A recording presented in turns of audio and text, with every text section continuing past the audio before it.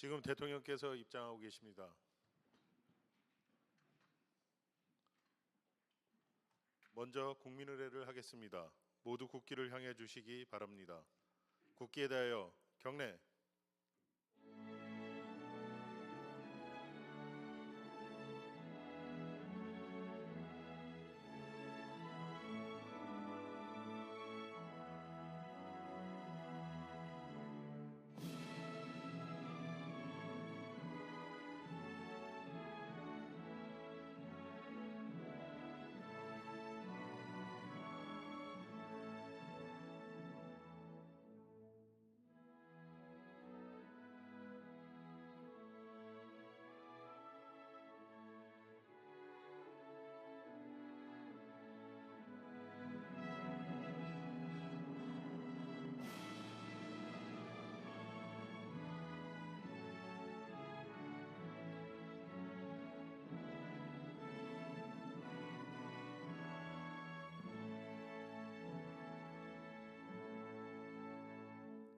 바로 모두 자리에 앉아 주시기 바랍니다.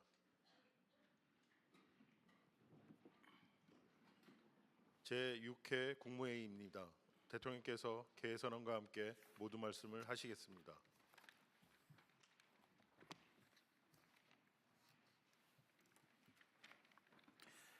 네, 제6회 국무회의를 시작하겠습니다.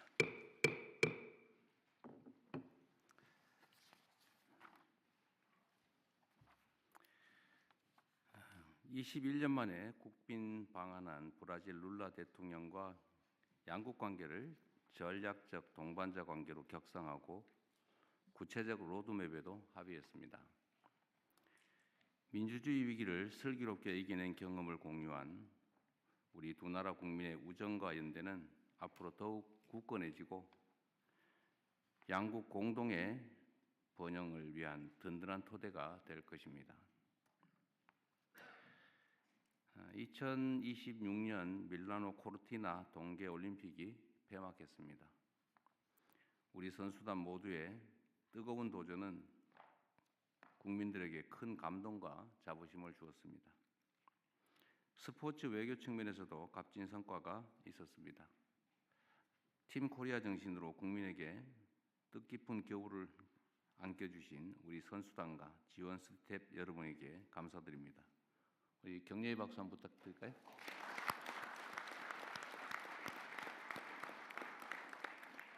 수고 많으셨습니다. 한편으로 짚어볼 부분도 있습니다. 우리 선수들의 투지와 활약에도 과거 국제대회에 비교하면 사회적인 열기가 충분히 고조되지 못했던 아쉬움이 있습니다. 오는 6월에는 북중미 월드컵도 예정되어 있습니다. 국제적 행사에 대한 우리 국민들의 접근성을 폭넓게 보장하는 제도 개선이 필요합니다. K컬처의 세계적 열풍에 힘입어 지난해 우리나라를 찾은 해외 관광객이 1,900만 명에 육박하며 사상 최고치를 갱신했습니다. 이번 설 연휴 기간에도 면세점, 백화점 등의 외국인 매출이 폭발적으로 늘어났다고 합니다. 이런 흐름을 우리 관광산업의 질적 도약의 발판으로 삼아야 되겠습니다. 이를 위해서 특히 관광객의 80%가 서울에 편중되는 불균형에서 벗어나야 합니다. 지방주도, 지방 중심으로 관광산업 대전환이 이루어지면 좋겠습니다. 지역 맞춤형 관광상품 개발과 함께 교통, 숙박, 쇼핑, 결제에 이르기까지 고질적인 불편을 해소하는 데 정책 역량을 모아주시기 바랍니다. 바가지 요금, 과도한 호객 행위 같은 시대착오적인 악습도 뿌리 뽑아야 되겠습니다. 전국이 함께 만든 K관광 강국 대한민국을 실현하기 위해 중앙과 지방, 민과 간 모두의 적극적인 협력과 소통을 부탁드립니다. 얼마 전에 청와대 업무량이 역대 최고 수준이라는 기사가 있었는데 부처 상황도 마찬가지일 것 같습니다. 국정 책임자로서 또 한편으로는 미안하고 고맙기도 합니다. 일부에서 워라밸 얼마나 중요한데 공무원들도 가정이 있지 않냐라고 하는데 그 말도 일리가 있습니다. 또 한편으로 보면 우리 공직자, 특히 고위공직자들의 손에 국가의 운명이 달려 있습니다. 워라밸도 좋긴 하지만 지금은 위기 비상 상황이라 모든 시간을 갈아 넣어도 부족할 정도입니다. 잠시 어렵더라도 잘 견뎌내 주시기를 부탁드립니다.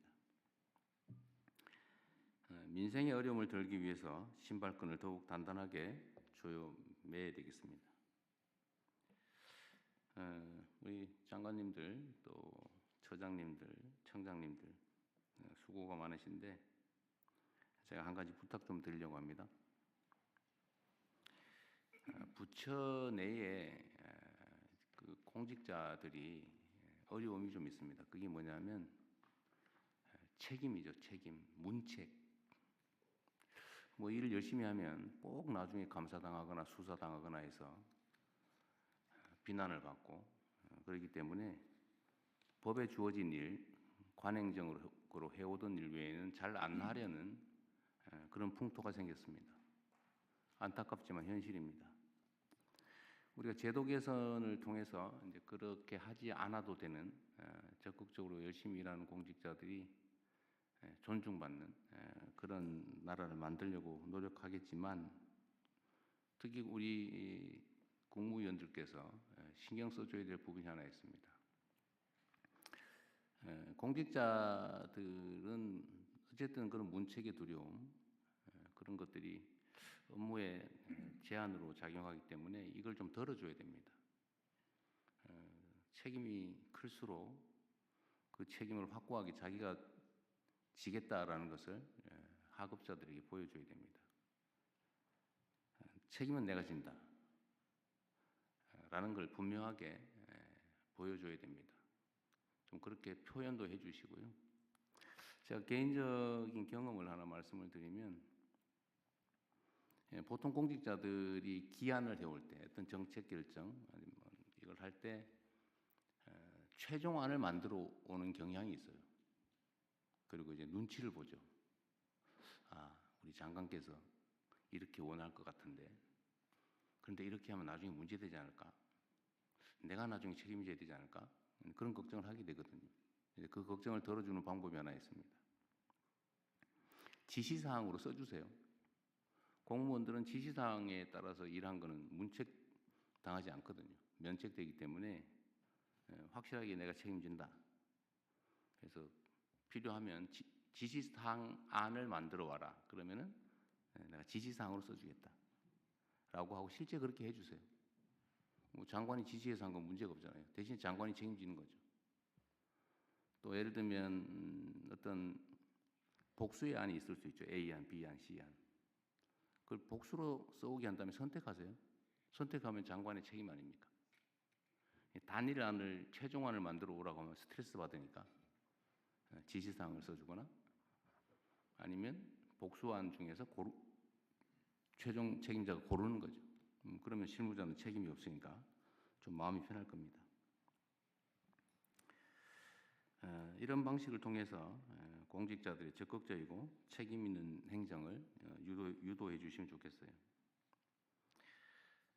우리가 행정을 하는 데는 두 가지 측면이 있죠. 좀 더 좋은 안을 만들어서 집행하는 것, 소위 혁신이라고 할 수 있을 것 같아요. 또 과거에 잘못된 관행이나 또 잘못된 점들을 시정하는 것, 개혁이라고 할 수 있겠죠. 잘못된 걸 고치고 더 나은 상황을 만들어가는 것. 이 개혁과 혁신이 적절하게 조화를 이루어야 되는데 이 개혁을 하려다 보면 좀 잘못된 걸 고치려다 보면 저항이 있기 마련입니다. 거기에 뭔가 이해관계가 엮여 있거나 또 관성이라고 하는 게 있잖아요. 그래서 이 개혁 과제들은 사실은 해야 될 일인데 쉽지가 않습니다. 또 은폐되어 있는 경우도 많아요. 문제가 없는 것 같은데 그 밑에 살짝 숨겨져 있죠. 이런 것들을 잘 찾아내고 잘못된 것들은 고쳐가는 것이 매우 중요할 것 같습니다. 내부에서 굳어진 잘못된 사안들을 좀 더 능동적이고 적극적으로 찾아내 주시면 좋겠습니다. 전에도 말씀드렸지만 성과라고 하는 게 뭔가 큰 획기적인 한두 가지 행위로 고쳐지지가 않아요. 바뀌어지지가 않습니다. 작은 것들을 모으면 성과가 되죠. 그럼 정성이 필요해요. 또 시각도, 바른 시각도 필요합니다. 똑같은 상황을 보고도 이 사람은 문제를 느끼는데 저 사람은 못 느끼는 경우가 많아요. 그래도 일상적으로 해오던 사람들은 그게 뭐가 문제인지 인식하기 어렵습니다. 그건 사람이 나빠서 그런 건 아니거든요. 그래서 장관이나 처장, 청장 이런 분들이 새롭게 가면 이제 새로운 시각으로 사물을 볼 수가 있죠. 그래서 개혁적인 마인드, 능동적인 사고, 적극적인 행동 이런 게 정말로 중요합니다. 물론 그 과정에서 이제 신상 필벌도 분명하게 해야 되고 또 기관장이 내가 책임진다라는 점을 분명하게 밝혀서 공직자들이 자신감을 가지고 할 일을 할 수 있게 해주시기 바랍니다. 끊임없이 대화, 토론을 통해서 시각도 교정해 줘야 돼요. 제가 이거 전에 한 말씀드렸는데 그 동네 골목 좀 깨끗하게 청소해라 고 했더니 물론 열심히 해요. 뭐 버려져 있는 누구나 봐도 좀 비정상적인 건 잘 치우는데 예를 들면 집 앞에 이렇게 시멘트로 자기 땅이라고 이렇게 막아가지고 농사 짓는 사람들이 있어요. 하도 오랫동안 했기 때문에 그거는 이 비정상인 줄 인식이 안 됩니다. 그래서 저는 가면 보이거든요. 저거 왜 공공도로에다가 저 시멘트로 막아가지고 거기다 농사를 짓냐. 상치 키우고 고추 키우고 그런 것들이 있는데 기존의 공무원들은 그걸 인식을 못합니다. 그건 새로운 시각을 가진 사람이 지적을 해야 그때야 비로소 보이는 거죠. 예를 들면 그런 거니까 우리 부처청에서 하는 일들 중에 새로운 시각으로 보면 좀 고쳐야 될 게 꽤 많이 있습니다. 명백하게 잘못된 거는 잘 드러나지 않죠. 그런 것들은 당연히 고쳤을 테니까요. 드러나지 않는데 문제가 있는 것들이 많습니다. 좀 자세히 들여다보고 그래서 현장이 중요하죠. 수요자 중심의 마인드가 또 그래서 중요합니다. 우리가 주는 쪽에서 보는 거하고 받는 쪽에서 보는 거하고 다르죠. 그러려면 끊임없이 새로운 시각을 가진 사람들하고 교류하고 토론하고 그럴 필요가 있습니다. 그리고 또 한 가지 앞으로 우리 국무회의를 좀 방향을 바꾸면 좋겠어요. 뭐 가급적이면 자유롭게 토론하자고 하지만 사실은 좀 꺼려지는 것도 있죠. 근데 이 자리는 우리 국민들께서 직접 지켜보시니까 뭐 각 부처에서도 행정 과정을 잘 공개하고 있겠지만 이런 기회에 각 부처에서 하고 있는 일들 중에 우리 국민들께 뭐 자랑하거나 또는 보여드리고 드려야 될 일들을 가끔씩은 좀 의미 있는 것들은 제시하시는 것도 좋을 것 같습니다.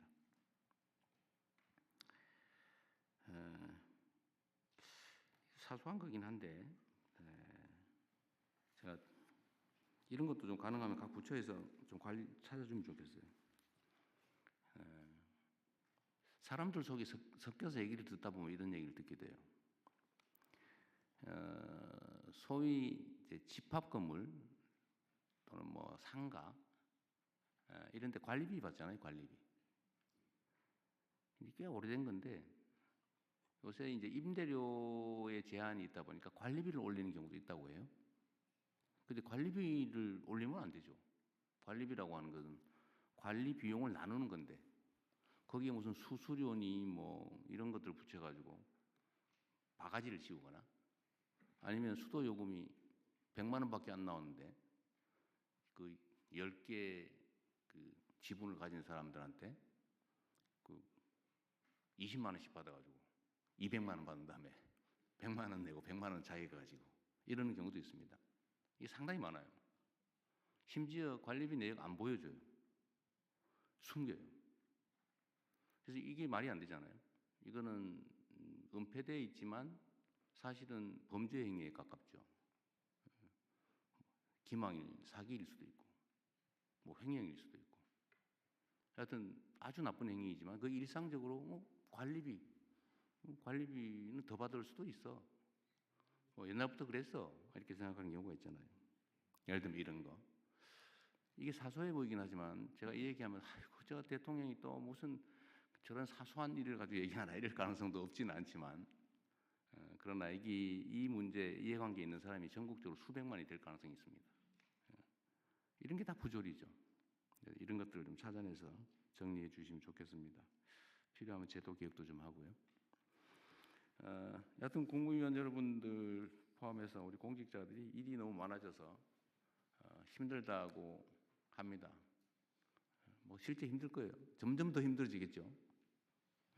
그러나 물리적으로 너무 힘들어진 상황이 되면 인력도 좀 보강할 필요는 있고요. 너무 그런데 인색하게 할 필요는 없습니다. 근데 정말로 중요한 거는 공무원이 힘들면 국민은 편합니다. 우리가 조금만 더 힘들어 또 잘 견뎌주시면 좋겠어요. 네, 이상입니다. 이후 회의는 국무총리께서 진행해 주시겠습니다. 네, 한두 가지만 말씀 먼저 드리겠습니다. 산불과 가축 질병이 동시다발적으로 연일 이어지고 있습니다. 어제는 함양 산불이었는데 오늘은 또 밀양 산불입니다. 각 부처가 특별히 긴장감을 갖고 대비해 주시고 국민 여러분들께서도 산불 방역에 대한 아주 기초적인 수칙을 잘 지켜주시기를 부탁드립니다. 신속하고 투명한 소통이 우리 정부의 방향인 것을 잘 아실 겁니다. 그렇지만 세금, 규제, 부담금 등 국민께 부담이 될 수 있는 사항은 반드시 신중한 논의를 거쳐서 준비되고 정제된 방식으로만 메시지가 나가야 된다는 점을 각 부처에서 특별히 유념해 주시기 바랍니다. 끝으로 가짜 뉴스가 급증하고 있습니다. 정부 메시지에 대한 각종 보도나 온라인 흐름을 각 부처에서 24시간 모니터링하고 왜곡이 있는 경우에 즉각 바로잡는 노력도 해주시기 바랍니다. 현안 그런데 토의로 바로 들어가도 될까요? 산불이 왜 이리 많이 나는 거예요? 글쎄 지금 뭐 이게 계절상 건조한 것도 그렇고 강풍 때문에 그래서 지금 사실 우려를 하고 있는데 3월에는 예년의 경우에 더 난다고 합니다. 100헥타르 이상 대규모 산불이 작년의 경우에 하루에 뭐 그러니까 작은 것까지 하면 20여 건, 큰 것이 막 4-5건이 동시다발적인 경우도 있어서 근데 지금 대통령님께서 사실은 우리 정부 들어선 이후에 헬기 투입 시간을 30분 정도 줄이는 조치를 하셨거든요. 그러니까 불이 났을 경우에 진압은 매우 빨라지고 피해는 줄어들었는데 작년 대비 올해 산불이 뭐 60%더 발생했다는데 그 이유가 대체 뭘까? 그러니까 이게 뭐 아니 뭐 건조하고 바람 많이 기상 불고 문제와 관련이 있는 것 같습니다. 그래서 하여간 이거를 작년 뭐 대비 올해 갑자기 기상이 그렇게 그러니까 나빠질 것 같지 그걸 않거든요. 잘 모르겠습니다. 그래서 지금 좀 분석을 좀 해서 좀 가능한 방안이 뭔지 한번 찾아보시죠. 예. 대통령 지금 현재 상황은 일단 눈비가 굉장히 적었습니다. 이번 겨울에. 그래서 건조함이 심한 것이 가장 특징이고요. 그래서 저희들이 지금 평균 보면 일평균 8에서 10건 정도 발생을 하고 있는데 다행히 지금까지는 인명 피해나 재산 피해가 거의 없습니다. 그래서 진압을 빠르게 하고 하니까 그런 있고요. 건데. 그리고 지금 밀양 산불 경우에도 제가 들어오기 전에 본 것으로는 85% 진화가 되었습니다. 그래서 그리고 오늘 오후에는 또 기상 예보도 있고 해서 그 진화는 될 것으로 생각합니다만 저희들이 원인 분석을 1차적으로 좀 해봤습니다. 네. 그랬더니 1위가 화목 보일러에서 그 불꽃이 보일러에서? 튀어서 바람이 부니까 이제 그 이게 산 산불- 근처에 있는 예, 민가에서 민가에서. 불이 나서 옮긴다. 그래서 어제 파악을 해보니까 3만 호 정도가 화목 보일러를 쓰고 있다고 합니다. 그래서 도의 농정국장들을 통해서 화목 보일러 보유하고 있는 마을들 찾아서 좀 관리를 부탁을 어제 드렸고요. 네. 그리고 그 두 번째 원인은 이제 좀 떨어져 있지만 주택 건설 같은 거 할 적에 날씨가 추운 후에 불을 피우지 않습니까? 그 불꽃이 튀는 게 있고요. 세 번째가 그 영농 부산물 소각을 농촌에서 합니다. 그래서 이거는 작년에 비하면 많이 줄긴 했지만 저희도 이것도 좀 근절을 할 수 있도록 소각하지 말고 파쇄하도록 그렇게 안내를 하고 있습니다. 하여튼 화재 발생 건수가 계속 기하급수적으로 늘어나는 것 같아요. 저는 그 원인 제거를 좀 할 필요가 있을 것 같습니다. 하여간 말씀처럼 저희가 헬기 투입도 늘리고 특별히 인명에 대한 대피를 빨리 하는 것 쪽으로 정리를 해서 그건 줄었는데 그 원인 부분을 더 분석해서 발생 자체를 줄이도록 노력하겠습니다. 지금 산림청장이 결혼돼서 그런데 야간 헬기 투입은 아직도 훈련 중이에요? 예, 훈련하고 있는 것으로 알고 있고요. 예, 지금 훈련을 지금 몇 년째 하고 있는 거 지금? 조만간 예, 예. 활동할 수 있도록 그렇게 네, 하겠습니다. 안전하게 그러십시오. 네, 그러면은 현안 토의로 들어가겠습니다. 촉법 소년 연령 하향 논의 법무부 차관께서 발제해 주시기 바랍니다. 네, 법무부에서 촉법소년 연령 하향 논의를 보고드리겠습니다. 처벌을 받지 않는 형사 미성년자 연령은 14세 미만으로 1953년 형법 제정 이후 약 70년 동안 유지되어 왔습니다. 그러나 형사 미성년자의 범죄가 증가하고 그 양상도 흉포화되며 제도를 악용하는 사례까지 계속 발생하여 형사 미성년자 제도의 문제점에 대한 지적이 있어 왔습니다. 이에 22대 국회에서도 형사 미성년자 기준 연령을 하향하는 형법 및 소년법 개정안이 다수 발의된 상태입니다. 형사 미성년자 기준 연령 하향에 대해서는 찬반론이 첨예하게 대립하고 있습니다. 찬성하는 입장에서는 형법 제정 이후 소년의 정신적, 신체적 성숙도가 높아졌고 범죄가 흉포화됐다는 것을 근거로 주장하며 반대 입장에서는 형사 미성년자에 대해 소년법상 보호 처분이 가능하고 수용기관에서의 범죄 학습, 부정적 낙인 효과가 발생하는 점 등을 주장하고 있습니다. 해외 입법례는 7세 미만부터 16세 미만까지 다양하게 있는 상태입니다. 다음 페이지입니다. 형사 미성년자 연령 하향 검토 시 고려해야 되는 사항들입니다.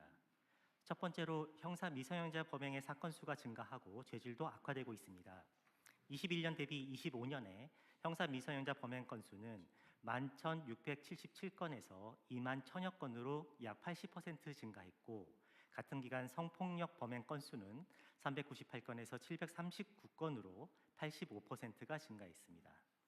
같은 기간 동안 형사 미성년자인 12세, 13세에 대하여 보호처분 중에 가장 중한 처분인 소년원 송치처분이 급증하는 등 죄질도 악화되고 있습니다. 두 번째로 형법 제정 후 소년들이 신체적으로 성숙했고 사회 환경도 변화함에 따라 민법상 성년 연령과 공직선거법상 선거권, 피선거권 연령이 하향됐지만 형사 미성년자만 그대로 유지되고 있습니다. 민법상 미성년자도 제정 이후 약 50년 동안 유지되다가 2011년 만 20세에서 19세로 낮아졌는데요. 당시 주된 개정 이유가 청소년의 조숙화 및 사회 경제적 현실 반영이었습니다. 마지막으로 법무부는 소년 범죄 예방 및 재범 방지의 중요성을 깊이 인식해서 2022년 소년 범죄 종합 대책을 마련하고 다수의 예방 및 재범 방지 대책을 시행했지만 여전히 형사 미성년자의 범행은 증가하고 있습니다. 이와 같은 점을 고려할 때 이제는 형사 미성년자 기준 연령 하향에 대해 본격적으로 논의가 필요하고 법무부도 금일 토의 내용을 바탕으로 적극적으로 국회 입법 논의를 지원토록 하겠습니다. 이상 보고를 마치겠습니다. 지금 그러니까 14세 미만은 촉법 소년으로 되어 있다는 거잖아요. 지금 초등학교 6학년이 몇 세예요? 만 12세 정도 됩니다. 12세. 지금 중학교 2학년까지 그러면 지금 촉법 소년 이렇게 되어 있다는 거네요. 그렇습니다. 그래서 13세 연령 하향에 대한 주장하는 분들의 논거 중에 하나는 중학교 1학년생이 약 13세이기 때문에 중학생부터는 그래도 형사처벌의 대상으로 가져가도 되는 게 아니냐라는 주장을 하고 계십니다. 12세까지 2년을 내리자. 아니요, 13세 1년을 내리면 중학교 1학년도 그러면 촉법 소년이 되는 거 아닌가요? 그러니까 13세가 되면 중학생부터 형사처벌의 대상이 될 수 있습니다. 중학교 1학년이 그러니까 12세예요? 만 13세. 네, 끝날 때까지니까. 네. 그럼 한 살을 내리면 중학교 1학년도 형사처벌의 대상이 될 수 형사처벌 있다는 됩니까? 것입니다. 다른 분들 어떠세요? 그게 그러니까 13세냐, 12세냐, 뭐 11세냐, 뭐 14세냐 이건 결단의 문제 같은데. 네. 그럼 어떤 기준으로 할 거냐의 좀 논거가 초등학생이냐, 중학생이냐 이게 제일 합리적인 선일 것 같은데. 대표님, 이게 통계 베이스로요. 그러니까 지금 14세 이하 중에서 몇 연령이 어떤 범죄를 이렇게 데이터를 보는 게 저는 가장 중요할 거라고 네, 그래서 생각이 데이터 듭니다. 측면에서 한 가지 네. 말씀을 드리면 소년 사범의 경우에 소년 보호 처분을 통해서 처분을 받는 경우가 많습니다.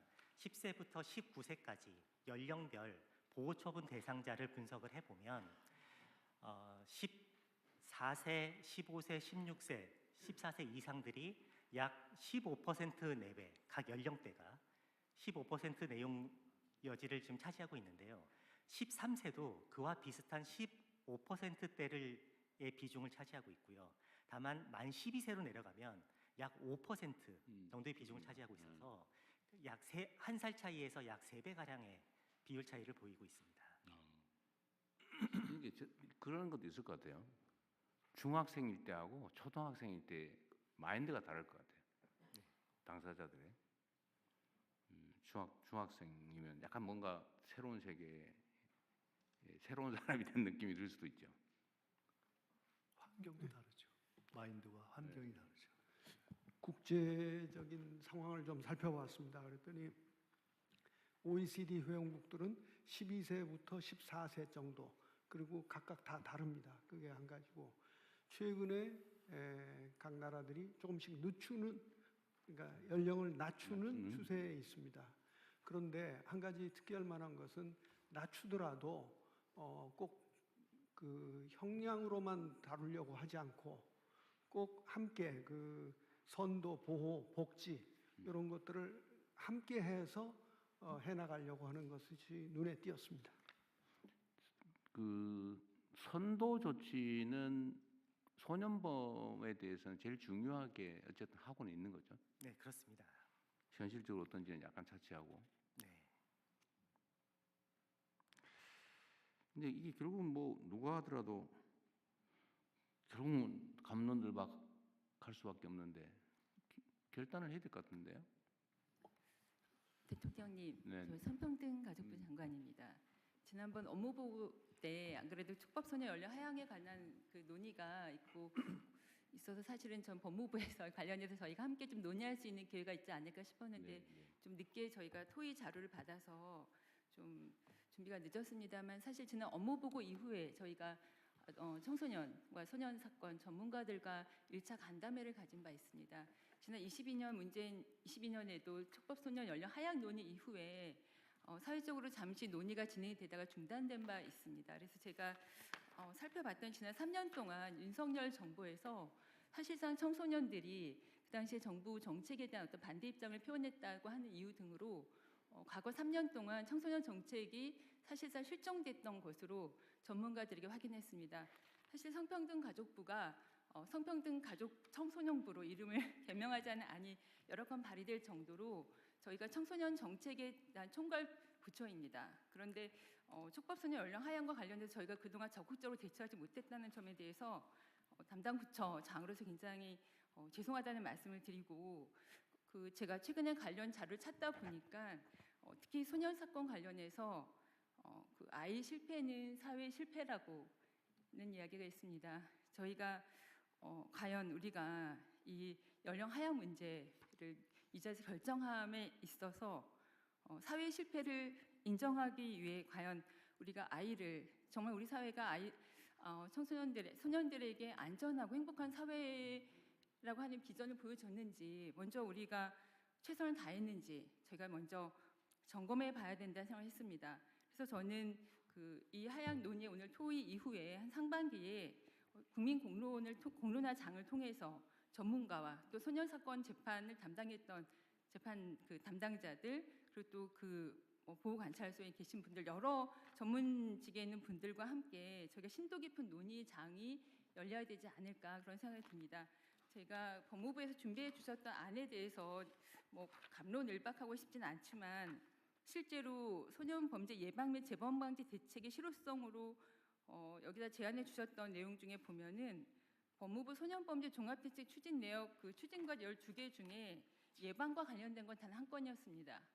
범죄 예방 환경 개선 사업과 소년범죄 예방 적극 연계권, 그 한 건만이 예방을 위한 활동이었고, 나머지는 소년범에 대한 이후의 교정과 관련된 내용들이 대부분 거의 전부였습니다.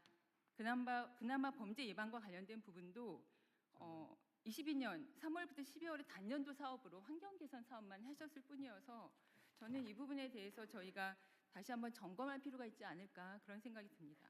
네, 뭐 일리 있는 지적이시고요. 근데 법무부에서야 어쨌든 예방 사업은 법무부의 소관 아니고 성평등 가족 청소년부 소관이니까 그랬겠죠. 예. 그건 어쨌든 성평등 가족 청소년부로 이름 바뀔지 모르겠는데 그 괜찮은 생각인데. 네. 어쨌든 그건 성평등 가족부의 업무 소관이기도 하니까 좀 잘 검토해 보시고요. 그러면 이거를 뭐 이 자리에서 바로 결정하기 좀 그런데 목표 시간을 정하고 계속 논쟁하다 끝낼 수는 없으니까 한 달쯤 할까요? 한 달쯤? 한 달쯤, 2달 정도는 2달 정도, 2달 정도 그러면 후에 우리 결론을 내기로 하고 한 2달 사이에 관련 부처에서 좀 논쟁점도 좀 정리해보고 또 우리 국민들 의견도 좀 수렴해보고 그런 다음에 결론을 내기로 하죠. 어쨌든 뭐 법이라고 하는 게 우리 사회적 합의이니까요. 근데 제가 보기에는 압도적 다수의 국민들이 한 살은 최소한 낮춰야 되지 않냐 이런 의견이 있는 것 같아요, 그죠? 지금까지 보면. 그렇습니다. 그러면 성평등 가족부에서 좀 주관을 해가지고 공론화를 한번 해보세요. 네, 네. 그 전에 왜 우리가 원자력 발전 여부에 대해서 네. 문재인 정부 때 해봤잖아요, 그죠? 네, 네. 뭐 어쨌든 중요한 사회적 현안이니까 네. 좀 적정하게. 네. 소위 우리가 지금 준비하고 있는 중에 시민의회 뭐 이런 것도 있죠. 네, 네. 그런데 첫 출발로 하면 이걸 한번 네. 논의를 2달 안에 한번 쭉 논의를 한번 해보죠. 네. 집단 토론 한번 해가지고 네. 수기 토론이라고 그러죠. 네. 수기 토론을 한번 해서 그 결과도 좀 보고 국민 여론도 좀 보고 네, 네. 또 과학적인 논쟁을 거쳐서 2달 후에는 결정을 좀 하도록 네, 하겠습니다. 네. 이 부분에 대해서 교육부나 또 보건복지부도 아동권리와 관련해서 다 관계부처이기 때문에 함께 논의하도록 네. 하겠습니다. 공론화는 어쨌든 이 문제에 대한 국민적 논의는 성평등 가족부에서 네. 책임을 지시고 다른 부처에 네. 필요하면 협조를 좀 네, 구하도록 네. 하시고요. 네, 알겠습니다. 네. 어떻게 처분할 것이냐는 법무부 소관이긴 한데 네. 어떻게 정할 것이냐는 성평등 가족부 소관 같으니까 잘 준비해 주시기 바랍니다. 네. 네, 다른 말씀 없으시면은 부처보고로 넘어가겠습니다. 인구 감소 지역 인구 증감 분석을 농림축산식품부 장관님부터 농식품부, 기후부, 행안부 순서로 보고해 주시기 바랍니다. 예, 농식품부 보고 드리겠습니다. 농어촌 기본소득 대상 지역의 인구 동향을 분석해 봤습니다. 농어촌 기본소득 같은 경우에는 인구 감소 지역 중에서 10개 군에 대해 26년, 27년 2년 동안 기본소득 시범 사업을 도입합니다. 대상 지역에 30일 이상 거주하신 분들한테 월 15만 원 상당의 지역사랑 상품권을 지급합니다. 2월 말, 즉 이번 주부터 첫 지급이 예정되어 있습니다. 먼저 그 22년부터 24년까지 경기도의 청산면에서 연천군 청산면에서 기본소득 사업을 한 바 있습니다. 그래서 청산면의 경험을 그 인구 중심으로 간략히 분석을 해봤습니다. 사업을 했던 첫 해에 인구가 8.3% 정도 급증하였습니다. 그런데 이후에는 완만하게 감소세가 이어졌습니다. 이 감소의 이유는 실거주 확인을 강화했고 사망 등에 기인한 것으로 분석이 됩니다. 그래서 그 21년 대비해서 24년에는 결과적으로는 연천군 전체는 동기간에 마이너스 4.3% 인구가 감소한 대비해서 청산면의 경우는 4.3% 인구가 증가했습니다. 청산면의 인구는 경기 북부 도시 지역이나 연천군 내에서 유입된 것으로 판단이 됩니다. 이 효과는 인구를 넘어서 주민들한테 조사를 해봤더니 삶의 만족도가 상당히 증가한 것으로 분석이 되었고, 제가 청산면에 방문을 한번 하여 보았는데 장사하시는 분들이 그 이야기를 하더라고요. 문 닫을 뻔했는데 유지할 수 있게 됐다라는 이야기도 해주셨고, 그 실제로 사업체 수가 8% 정도 늘었습니다. 그리고 주민들이 삶의 여유가 생기다 보니까 지역에서 하는 일에 특히 봉사활동 등에 적극적으로 참여를 한다라는 이야기도 많이 있었습니다. 근본의 10개 군 대상으로 해서 1월 20일까지 그 주민등록 인구 현황을 분석을 하여 보았습니다. 일단 그 시범사업 지역을 선정하기 전 3개월 동안 인구 증가율은 10개군 합쳐서 마이너스 0.2%였습니다. 그런데 선정한 이후 3개월 동안을 보니까 4.1% 인구가 증가했습니다. 그 대상 지역으로 전입한 분 중에 43%는 수도권하고 인근 대도시에서 유입된 것으로 보입니다. 그리고 10개 군 중에 저는 상당히 이게 의미가 있다고 보는데 39세 이하 청년층 인구가 4,163명이 증가했습니다. 청년층 증가율이 5.6%인데 이것은 전체 연령 증가율 4.1%보다 훨씬 높습니다. 전체 증가한 인구 중에서 청년층의 비중이 32%였습니다. 인구 유입은 읍보다 또 면이 더 많았던 것도 상당히 의미가 있다고 봅니다. 다만 청년층의 경우는 면보다는 읍으로 더 많이 유입되었습니다. 세대수 기준으로도 살펴봤습니다. 세대수 기준으로 보니까 역시 시범사업 지역 선정 시점 기준 3개월 세대 증가율은 마이너스 0.04%였는데 선정 이후에 2.5% 세대 증가가 있었습니다. 그 이야기는 인구 증가가 세대에 편입되는 방식으로 많이 이루어졌다는 것을 뜻합니다. 다음 페이지입니다. 10개 군의 전출입 현황을 분석을 해봤습니다. 선정 이후에 순유입은 전체로 14,061명입니다. 이 중에 전입이 22,261명입니다. 그런데 그 전출지, 즉 전입자들이 어디에서 왔나를 살펴본 그래프를 하나 그려봤습니다. 이게 상당히 저는 그 의미가 많다고 봤습니다. 수도권하고 인근 대도시에서 43%가 유입이 되었습니다. 그리고 대상 지역의 인접 지역에서 유입된 것이 25%, 그리고 여타 지역이 32% 비율로 유입이 되었습니다. 즉, 그 수도권에서 인구 유입이 된 것이 전체 10개 군 같은 경우에 평균적으로 보면 4명 중 1명꼴입니다. 그런데 연천군은 수도권에 자리하고 있어서 워낙 수도권 유입 비율이 많기 때문에 연천군을 제외하고 9개 군 중심으로 보면 5명 중 1명꼴은 수도권에서 유입됐다 이렇게 볼 수가 있습니다. 그래서 기본소득 사업이라는 것이 대상 지역에 그냥 뭐 돈을 나눠준다 이런 시각을 가진 분도 계시지만 이거는 전체적으로 보면 그 인구 분산 효과도 가질 수 있다라는 가능성을 보입니다. 특히 그 인근 대도시 등에서 그 이주를 많이 한 지역이 분포가 조금씩 다른데 신안 같은 경우에는 인접 지역에서 이주를 한 경우가 많고 순창, 옥천, 곡성, 장수 같은 경우에는 주로 인근의 대도시에서 많이 이주를 합니다. 그 밖의 지역, 청양, 정선, 영양, 남해 같은 경우는 그 외 지역에서 유입이 많이 되고 있습니다. 저희들이 분석하면서 그 인근 대도시라고 하는 것은 시군청 기준으로 해서 1시간 이내에 인구 50만 이상 도시를 기준으로 분석을 하였습니다.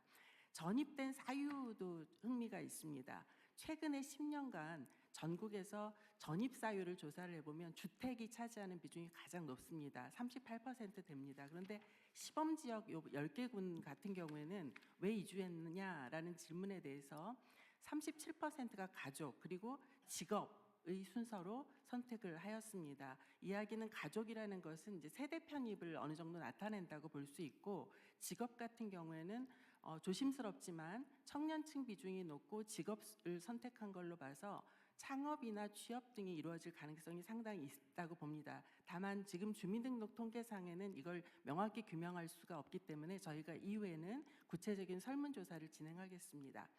인구 분석 이외에 저희들이 지금까지 나타난 좀 변화를 몇 가지 봤는데 저는 이게 지역 활성화에 상당히 기여할 수 있는 대목이 많이 관찰됐다고 봅니다. 남해군 같은 경우에는 주민들이 빈 점포에서 시금치 등을 비롯해서 반찬 가게를 조성을 새로 한다거나 순창군에서는 옷가게나 분식점이 새로 개업을 했습니다. 그리고 신안군에는 전자제품 판매점이 문을 열었습니다. 청양군에는 아이스크림집이 문을 열었습니다.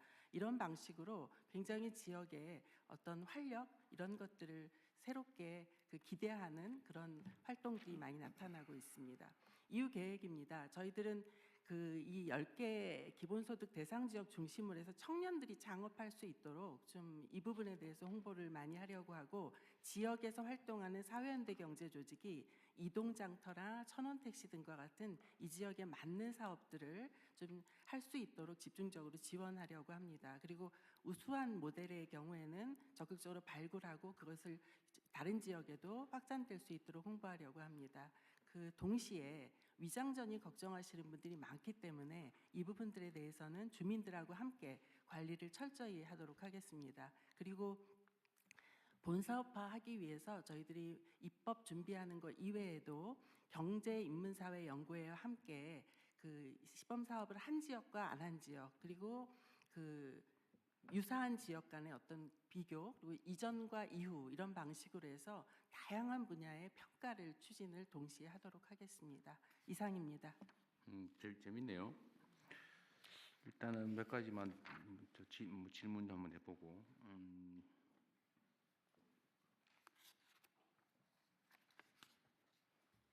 이게 지금 전입자들의 분포는 뭐 일종의 경향성이랄까, 이걸 발견하기가 좀 어렵네요. 지금 현재로서는 그렇습니다. 그러니까 어디에서 왔느냐, 너무 왜 왔느냐. 들쭉날쭉하네요. 네, 예, 뭔가 이유가 있을 텐데. 예.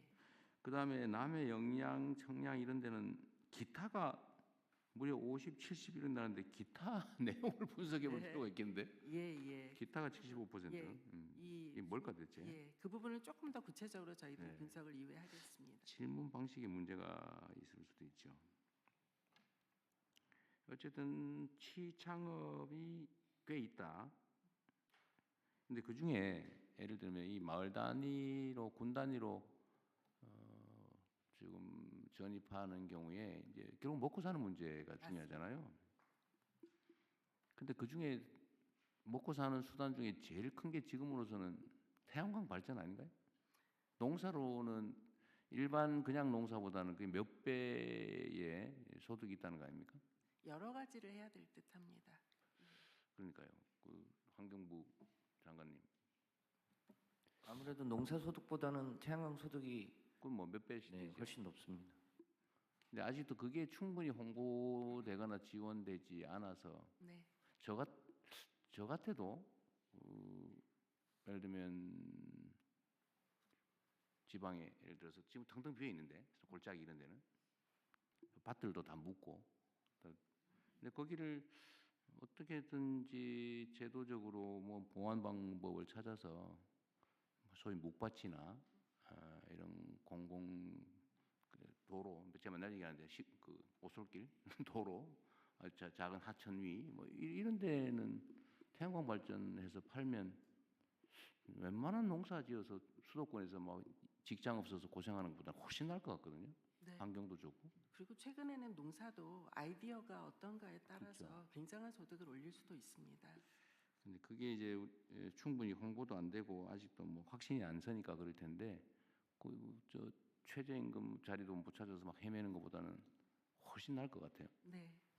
그래서 많은 사례들을 좀 많이 알려주는 것이 좀 연구를 좀 해가지고 성공적 사례를 최대한 빨리 발굴해가지고 예, 또 홍보도 좀 하고. 예, 그렇게 하겠습니다. 그 마을 공동체의 햇볕 연금을 그래서 빨리 좀 발굴해야 돼요. 네, 추진단 만들어서 네. 마을 공모를 하기 시작했습니다. 그리고 제가 어디서 보니까 영양군은 15만 원이 아니라 자체 군 예산으로 5만 원을 대서 예. 월 20만 원씩 하기로 맞습니다. 했다 하더라고요. 예, 그 동네는 뭐 보도에도 많이 나오던데 네, 동네에 완전히 활기가 예. 돈다고. 그 영양이 경북에서도 아주 오지 중에 오지인데 네, 그래도 보면 상당히 효과가 있어 보이기도 해요. 그렇습니다. 그 무주군은 이게 이제 선정에서 떨어져 가지고 자체적으로 하겠다 이래 가지고 예, 연 80만 원? 맞습니다. 네, 군 예산 자체 사업을 네. 하겠다 지금 이런다는 예. 것 같아요. 그 이렇게 열성적인 데는 뭔 수를 좀 내 가지고 네, 지원 대상을 좀 추가하는 걸 검토를 해보시죠. 네, 그렇게 하겠습니다. 우리가 추경을 언제 하게 될지 모르겠는데 뭐 그럴 경우에는 이렇게 열성 있는 군 단위에는 네, 억울할 것 같아요. 예, 떨어져가지고 그리고 지방 단위로 우리 지원을 지금 똑같이 하고 있는데 예. 우리가 뭐 정한 원칙이 있잖아요. 수도권에서 또 대도시에서 멀수록 지원을 늘린다. 네. 그것도 좀 보완을 할 필요가 있을 것 같습니다. 알겠습니다. 네, 멀리 있는 데는 중앙정부 지원도 늘리고 수혜 액수도 늘리고 좀 그것도 한번 길게 봐서 하면 좋겠고요. 청산면은 원래 제가 경기도 있을 때 목표가 5년을 해보고 연구를 해서 그 결과를 가지고 좀 확대하려고 했는데 아마 경기도에서 이거 연구하고 있는 기구가 있을 것 같아요. 있습니다. 있을 거예요. 예, 예. 예, 거기 연구 결과도 한번 보시면 좋을 것 같아요. 예, 그렇게 하겠습니다. 하여튼 이게 지금 최근에 인공지능이 이제 활성화되고 특히 이제 휴머노이드 인간 유형의 로봇, 인공지능을 장착한 사람 모양의 로봇 이게 지금 생산 현장에 직접 투입되는 상황이 왔는데 뭐 이 경향성은 앞으로 더 심화될 거고 그러면 일자리 문제는 점점 심각해질 거고 양극화도 더 악화될 텐데 하여튼 이 소위 기본소득에 대한 사회적인 합의나 동의나 공감이나 이런 게 많이 올라가는 것 같아요. 이 기본소득에 대한 그 주무부처는 어디예요? 만약에 한다면? 농어촌 기본소득은 네. 지금 농식품부에서 예. 하고 있고 농촌이니까. 근데 일반적으로 네. 지금 당장 어렵지만 길게 봐서 예, 일반적으로 이제 시행이 되면 행안부에서 행안부 담당을 소관이? 해야 될 것으로 보고 있습니다. 행안부가 맞는 게 맞을까? 지방정부, 지방행정 차원에서 그렇게 한다는 것 네, 같은데. 우리 지방 재정하고 예, 그러니까 예를 들면 어떤 특정 지방에 관한 건 그런데 길게 봤을 때 기본소득은 전 국민 대상의 논쟁거리라서 행안부가 맞는 게 맞나? 어디가 재경부나 기획예산처가 하는 게 맞을 것 같습니다. 재경부나 기획예산처가 하면 안 되는 쪽으로 갈 가능성이. 되는 쪽으로. 행안부는 적극적으로 복지부 되는 예, 복지부 급도 높고 원래는 복지부 예, 복지부 소관일 쪽에서 하는 것 것이 같아요. 기본적으로는 좋을 것 같습니다. 예, 예. 그리고 이제 그 지방과 이런 재정 이런 쪽에서 기술적인 거 도와주고 그렇죠. 그러는데 서포트하고. 전체 우리 그 안전망 내에서 그렇죠. 이건 예, 뭐 그래서 복지부 쪽이 기본적으로는 주무부처가 되는 것이 새로운 유형의 사회 안전망이라고 볼 수 있으니까 복지부가 하는 게 맞을 것 같네요. 기존의 소득 안정망하고 연계해서 네. 크게 개편 방안을 만드는 게 네. 필요할 거라고 생각해서요. 복지부도 복지부에서 그 국민 기본소득은 뭐 지금 당장은 재정적인 문제나 또 사회적 합의가 좀 낮아서 쉽지 않을 것 같고 그러나 길게는 준비를 해야 되거든요. 기존의 사회복지제도하고의 개편도 네, 같이 네, 검토해야 네, 네. 돼서요. 여러 부처하고 그래서 협력. 거기는 뭐 연구단을 하나 만들든지 네네. 그래서 좀 길게 보고 좀 대비를 해야 될 것 같습니다. 대통령이 그 기본사회위원회가 그 3월에 있죠. 발족을 할 예정입니다. 물론 거기는 이제 정책 연구할 거고 네, 실무 준비는 어쨌든 부처에서 해야 되니까 그 부처의 주관은 복지부가 맞을 것 같네요. 행안부도 열심히 준비해 주세요. 지방정부 차원에서 하는 거는 예, 기본사회위원회 지원해야 되니까. 예.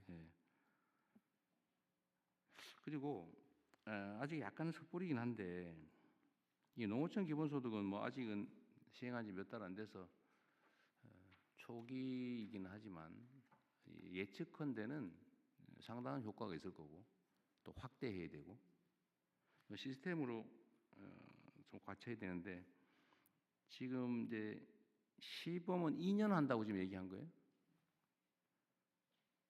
이거 안 할 수가 없을 거예요 앞으로. 그래서 이거 농어촌 기본소득법을 만들든지 기본소득법을 만들든지 뭔가 준칙을 만들어야 될 것 같아요. 저희 지금 상임위에서 법률로 만들려고 하고 이 있어요? 논의를 했습니다. 준비를 좀 잘해 주시기 바라고 이제 그걸 할 때는 이제 국토 균형 발전이 중요하니까 수도권과 대도시에서 멀 경우에 더 지원하는. 차등 지원할 수 있는. 네, 차등 네, 지원하기. 알겠습니다. 차등하면 기분 나쁘니까. 아, 예, 알겠습니다. 균형 지원.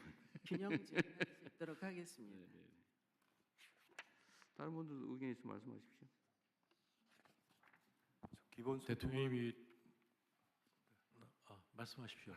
네, 기본소득은 그 보편적 차원에서는 복지부가 있고 또 지금 특화된 형태로는 농어촌 기본소득이 있듯이 문화예술인 쪽도 맞아요. 문화예술인 기본소득도 사실은 해야 될 일인데요. 네, 기본소득을 받으면 그 시간에 문화예술인들은 어쨌든 창작 활동을 할 수 있기 때문에 또 다른 개념으로 좀 접근할 수 있고요. 이렇게 분야별로도 또 기본소득 관점을 한번 볼 필요가 있을 것 같습니다. 원래 우리 예산에 예술인 기본소득 개념으로 일정한 자격을 갖추면 일정액을 그냥 지원하는 그 일부 예산은 있죠. 네, 있습니다. 그리고 얼마 올해부터는 정도? 또 청년 쪽은 또 따로 또 예산을 편성해서 이런 생활의 불편함에 따라서 이렇게 예술 활동에 집중할 수 없는 친구들을 한 3,000명 정도 이렇게 지원해 주는 그런 제도도 있고요. 3,000명은 너무 적은데 그죠? 우리 등록 예술인이 7만 명이라 했나요? 아니요, 한 25만 명 정도 되는데 25만 명. 예술 활동 증명 제도 자체도 약간 좀 허점이 있고 문제가 있어서 지금 다시 한번 살펴보고 있습니다. 어쨌든 그 사업을 시행하면 예술인 등록한 사람이 많이 늘긴 하겠죠. 맞습니다. 그래서 조금 더 신뢰도를 높일 수 있는 작업들을 해야 됩니다. 어쨌든 문화예술이라고 하는 게 그게 개인의 취미 활동이기도 하지만 그걸 넘어서서 사실은 사회적인 기여가 상당히 큰 일이잖아요, 그죠? 네, 공동체에 기여할 수 있는 일입니다.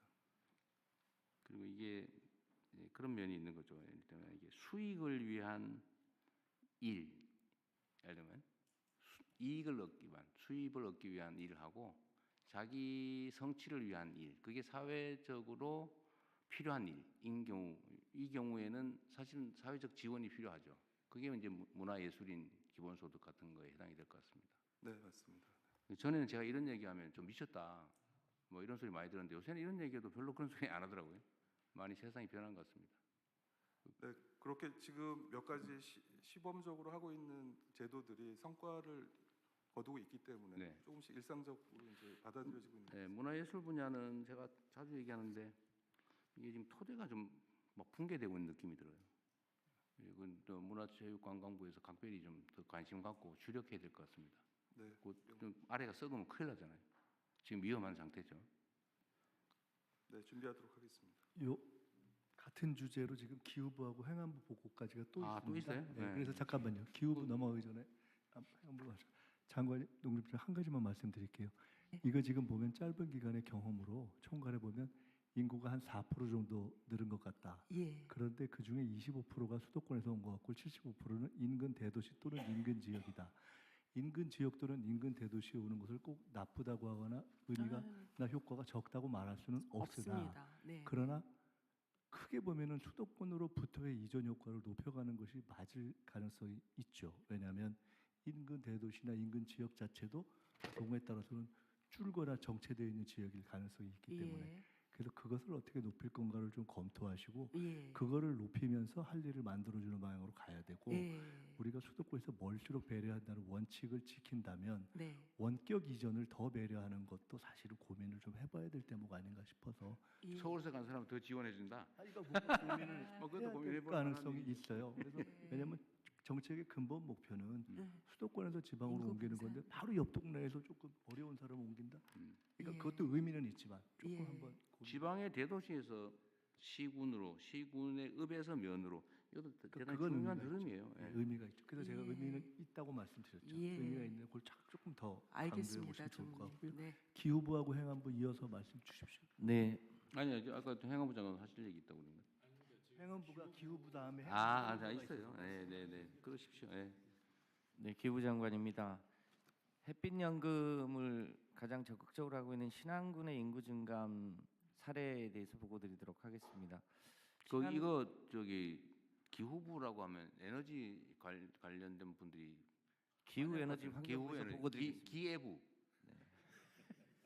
기후부 아니고. 기후 에너지 환경부에서 보고드립니다. 신안군이 2018년부터 조례를 만들어서 재생에너지 이 발전 사업을 할 경우에는 주민 참여를 의무화하고 이익을 주민들에게 나눠주는 제도를 본격적으로 시행을 했습니다. 현재 그 수혜 인원이 전체 인구 약 4만 명인데 그중에 15,000명 정도가 수혜를 보고 있고요. 적게는 23만 원에서 많게는 한 200만 원 이상의 이 햇빛연금 지원을 받고 있습니다. 평균 56만 원 정도를 받고 있는 게 현재 신안군의 사례입니다. 본격적으로 21년부터 햇빛연금이 지급되기 시작했고요. 23년부터는 햇빛 아동수당도 지원하기 시작을 했습니다. 그래서 22년부터 인구 변동 추이를 그 아래 표처럼 보여드리는데요. 신안군 내에서도 이 햇빛연금 사업을 하고 있는 읍면이 4개 곳인데 이곳의 인구는 22년부터 25년 상반기까지 16%가 늘었고요. 그것을 하고 있지 않은 지역이 5%가 줄어서 평균하면 대략 한 3% 정도가 늘어난 상황입니다. 25년 상반기로 한 이유는 이 농어촌 기본소득이 시행이 되면서 그 외에 또 인구 전입 효과가 있어서 25년 상반기까지로 구분해서 봤습니다. 전체적으로는 1,000명, 대상 읍면만 놓고 보면 약 2,300명 정도가 늘어난 것으로 보여집니다. 다음 쪽입니다.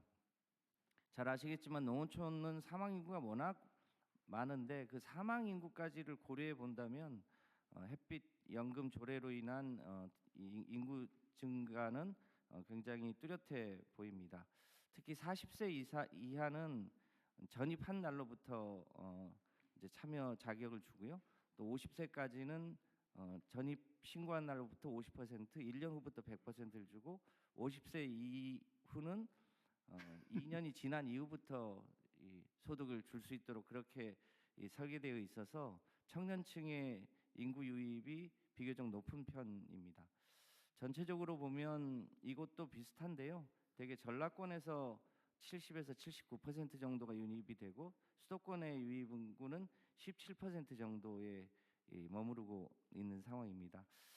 이 사례 신안군 사례를 볼 때 저희가 올해부터 본격적으로 전국의 38,000개 리를 대상으로 햇빛소득마을 사업을 본격적으로 추진하면 이 신안군과 같은 사례가 전국적으로 확산될 수 있을 거라고 판단합니다. 이 햇빛소득마을이 2월 13일 날 출범을 해서 상반기 중에 그 관련 마을을 지정을 하고 빠르면 하반기부터 준공을 해서 소득을 지역 공동체 단위로 나눠줄 수 있을 것으로 보여집니다. 그러면 주로 이런 지역이 대체로 인구 소멸 지역인 경우가 많기 때문에 리 단위로 햇빛소득마을 추진이 인구 유입 효과에도 매우 긍정적인 효과를 보일 것으로 판단됩니다. 행안부 또 농림부와 함께 기후부가 주도적으로 햇빛소득마을을 통해서 지방으로의 인구 유입을 높일 수 있도록 최선을 다하겠습니다. 이상입니다. 하여튼 여기 제일 중요한 거는 기후에너지부가 네. 송전망을 신속하게 깔아주는 게 네, 그래서 지난주에 이게 제일 이제 배전단 단위로 붙는 건데요.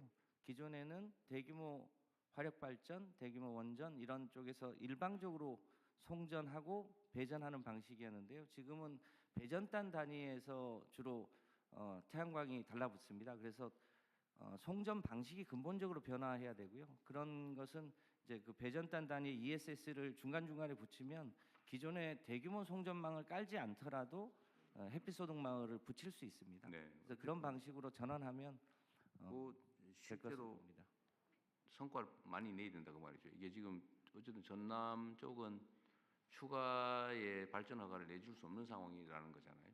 네, 거기에 이제 ESS를 붙여서 하면 뭐 전남북 제주도 충분히 참여할 수 있다고 판단합니다. ESS의 소위 저장 효율, 네, 저장 효율이 얼마 정도 된다 그랬어요? 요즘은 이제 대체로 4시간 기준의 ESS를 붙이는데요. 최근에 값이 이 전년 대비 한 40% 정도 떨어져서 1기가 기준으로 굉장히 값이 떨어져서요. 지금은 태양광하고 같이 해서 전체적으로 설비 가격이 설비 가격이 굉장히 많이 떨어졌습니다. 1메가 기준으로 과거에는 한 5억 원 정도 갔는데 지금은 좀 단체 구매를 하면 1메가 기준으로 3억 원 수준까지도 설치가 가능할 것으로 보여집니다. 어제는 그런 기반 시설을 잘 갖춰줘야 이거 햇빛 연금 발전 사업도 원활하게 되겠죠. 그렇습니다. 네. 참 그리고 신안의 사례는 어쨌든 매우 모범적인데 어쨌든 해당 지역의 발전 사업을 주민들 스스로 하거나 아니면 외부 사업자가 할 경우 30%는 네. 지역 주민에게 할당한다. 이거를 그 행안부에서는 다른 지역 자치단체들에도 네. 좀 뭔가 방법을 강구해야 되고 더 중요한 거는 정부 차원에서 사실 입법으로 이거를 최소 기준을 만들어 줘야 되지 않을까요? 지난번에 대통령 지시 주셔가지고 이 전기사업법에 일종의 이제 차등할 수 없는 규정을 뒀는데 그 부분을 해결하면서 이 특히 햇빛이나 바람 소득은 지자체 단위로 그러니까 그게 제일 차원에서 바람직한데 네. 이 지자체장들도 능력이나 의지의 차이가 있고 그리고 또 문제는 지방 행정이 투명하고 공정하고 민주적이면 당연히 주민들한테 어떻게 이익을 더 많이 줄까 해서 이렇게 싸워서 막 확보하는 것도 있지만 그게 이권 사업이 돼가지고 뒤에서 불법거리하는 경우도 생긴단 말이에요.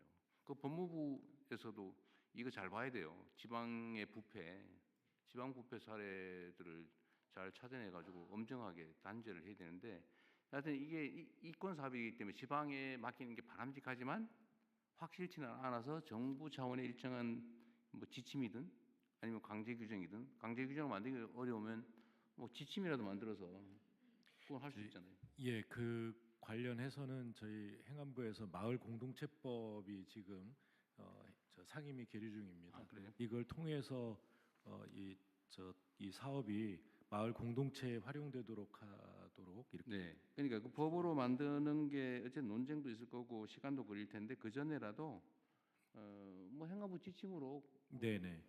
해서 권장할 수도 있잖아요. 네, 사회연대 경제 조직을 활성화시키는 방법을 강구하고요. 그것도 속도를 좀 그래서 내주셨으면 좋겠어요. 올해 기후에너지부는 올해 안에 500개 정도의 에너지 올해 안에 햇빛 500개 그거 소득만 500개 가지고 누구 코에 붙입니까? 아니요, 그러니까요. 이게 앞으로 5년간 하겠다고 하니까요. 그리고 500개가 그 고정되어 있는 게 아니라 이게 이제 1메가와트 기준이거든요. 네. 이게 이제 그보다 작은 것이 있을 수 있어서 뭐 한 700개까지는 할 수 있지 않을까. 네. 아까 저기 농식품부 저기 신안은 예. 연말에 신안은 이거 햇빛연금 말고 농어촌 기본소득도 추가로 하는 거잖아요. 그 이후로 인구가 더 많이 늘었어요. 더 많이 늘었겠죠. 작년 연말에 지금 한 저희가 조사한 거에 늘었으니까 하면 얼마 늘었어요? 그 2,957명이 늘었습니다. 3개월 사이. 3개월 사이에. 최근 기본소득 연말에? 발표 난 다음에 2,900명이면 몇 프로 늘어난 거예요? 2,957% 7.6% 늘어난 겁니다. 음. 신안군 원래 인구가 38,930명이었습니다. 근데 그 전에는 사실은 마이너스 0.1% 감소되고 있었습니다. 직전 3개월 보면 전체로 보면. 근데 기본소득 선정되고 나서 2,957명이 늘었습니다. 7.6%. 그러니까 신안은 지금 현재 상태로도 이제 햇빛 연금을 평균 50몇만을 받는데 기초형 기준금이지 농촌 기본소득을 연 180만 원을 180만 받으면은 1인당 230만 원을 받는다는 얘기가 되잖아요. 이제 그건 계속 늘어날 거고. 근데 아마 햇빛소득 그러니까 햇빛소득 받는 읍면이 전체가 다가 아니고 제한적인데 평균적으로 50만 평균은, 전체 평균 예, 50몇만 원이라니까 그것도 적은 돈은 아니죠 사실. 그럼요. 대통령이 아까 걱정하셨던 것 관련해서요.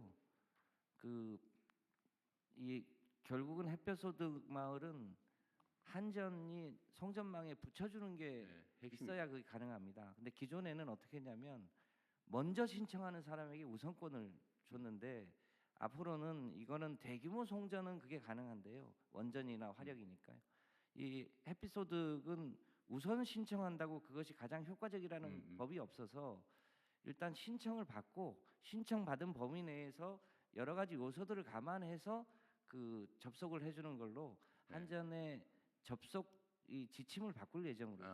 그렇게 하면 이 공동체성이나 이런 이런 여러 가지 뭐랄까 특혜 소지가 있는 것들은 좀 걸러낼 수 있을 거로 보여집니다. 바꿀 예정이라는 말씀은 다음에는 바꿨다 이렇게 바꿨다고 보고 가겠습니다. 보고하기 좀 빠르게 되길 바랍니다. 네.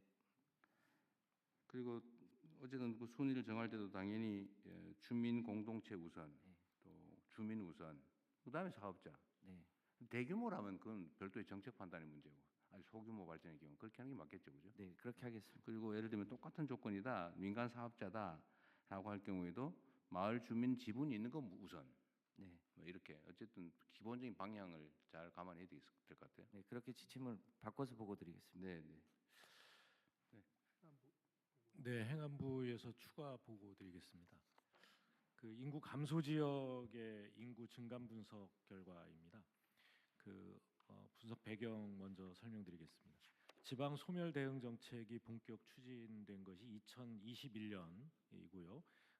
89개의 인구 감소 지역을 지정한 이후에 올해 재지정을 앞두고 있습니다. 인구가 증가한 인구 감소 지역의 인구 이동 현황을 분석하고 농어촌 기본소득 등 주요 정책의 성과를 파악해서 분석 결과를 말씀드리겠습니다. 총괄적인 인구 동향 먼저 말씀드립니다. 21년 인구 감소 지역 지정 이후에 4년간 인구 감소 지역의 총 인구는 4.3% 감소했습니다만 이것은 같은 기간 국가 전체 인구가 1% 감소한 것과 비교하면 비교적 감소율이 높습니다. 다만 그래프에서 나타나다시피 지정 이전 4년간과 비교하면 감소 추세가 완화되었다는 것을 알 수 있습니다.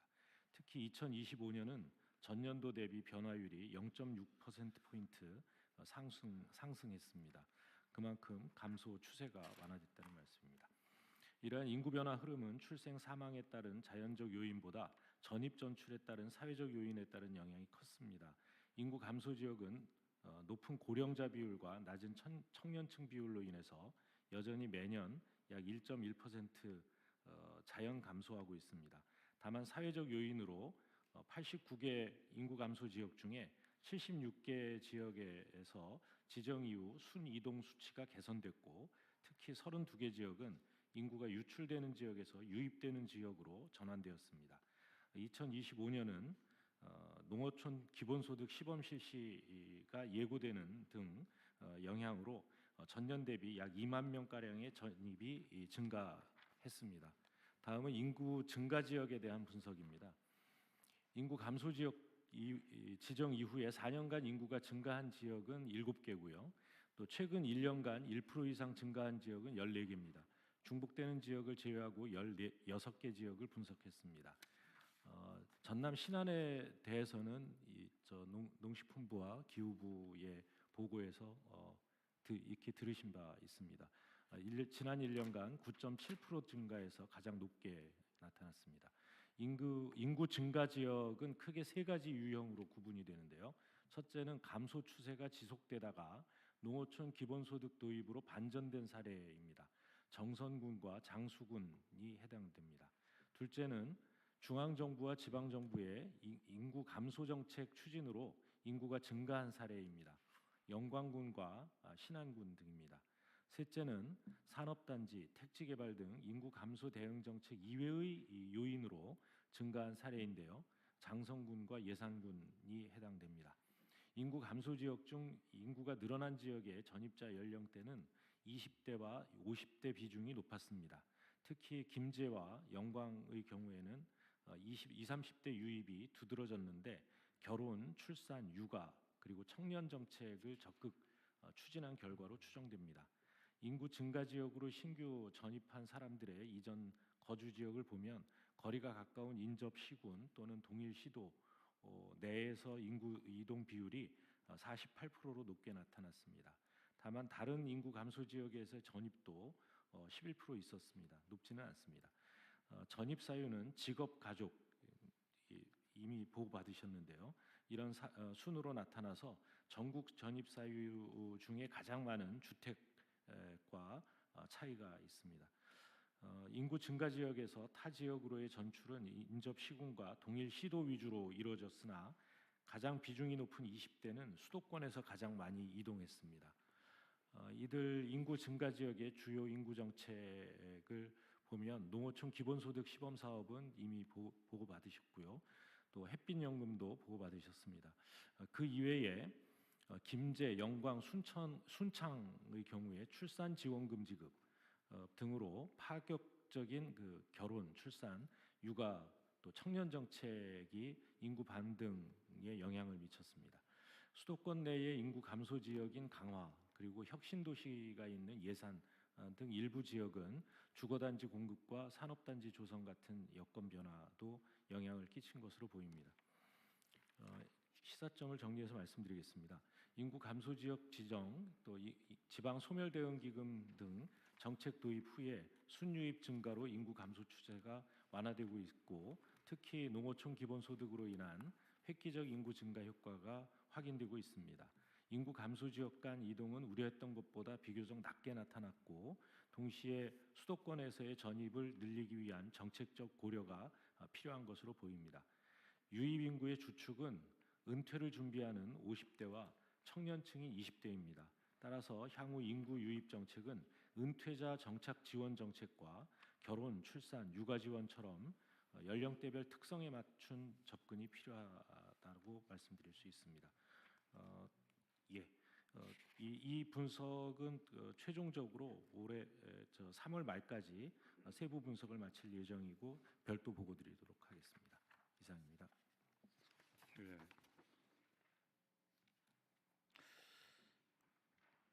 지금 인구 감소 지역으로 지정을 했는데 그 후에 예를 들면 각 지방 정부가 열심히 노력을 해가지고 인구 감소가 안 되고 증가 지역으로 바뀌면 혹시 지정을 취소해가지고 불이익을 주고 그러는 건 아니죠?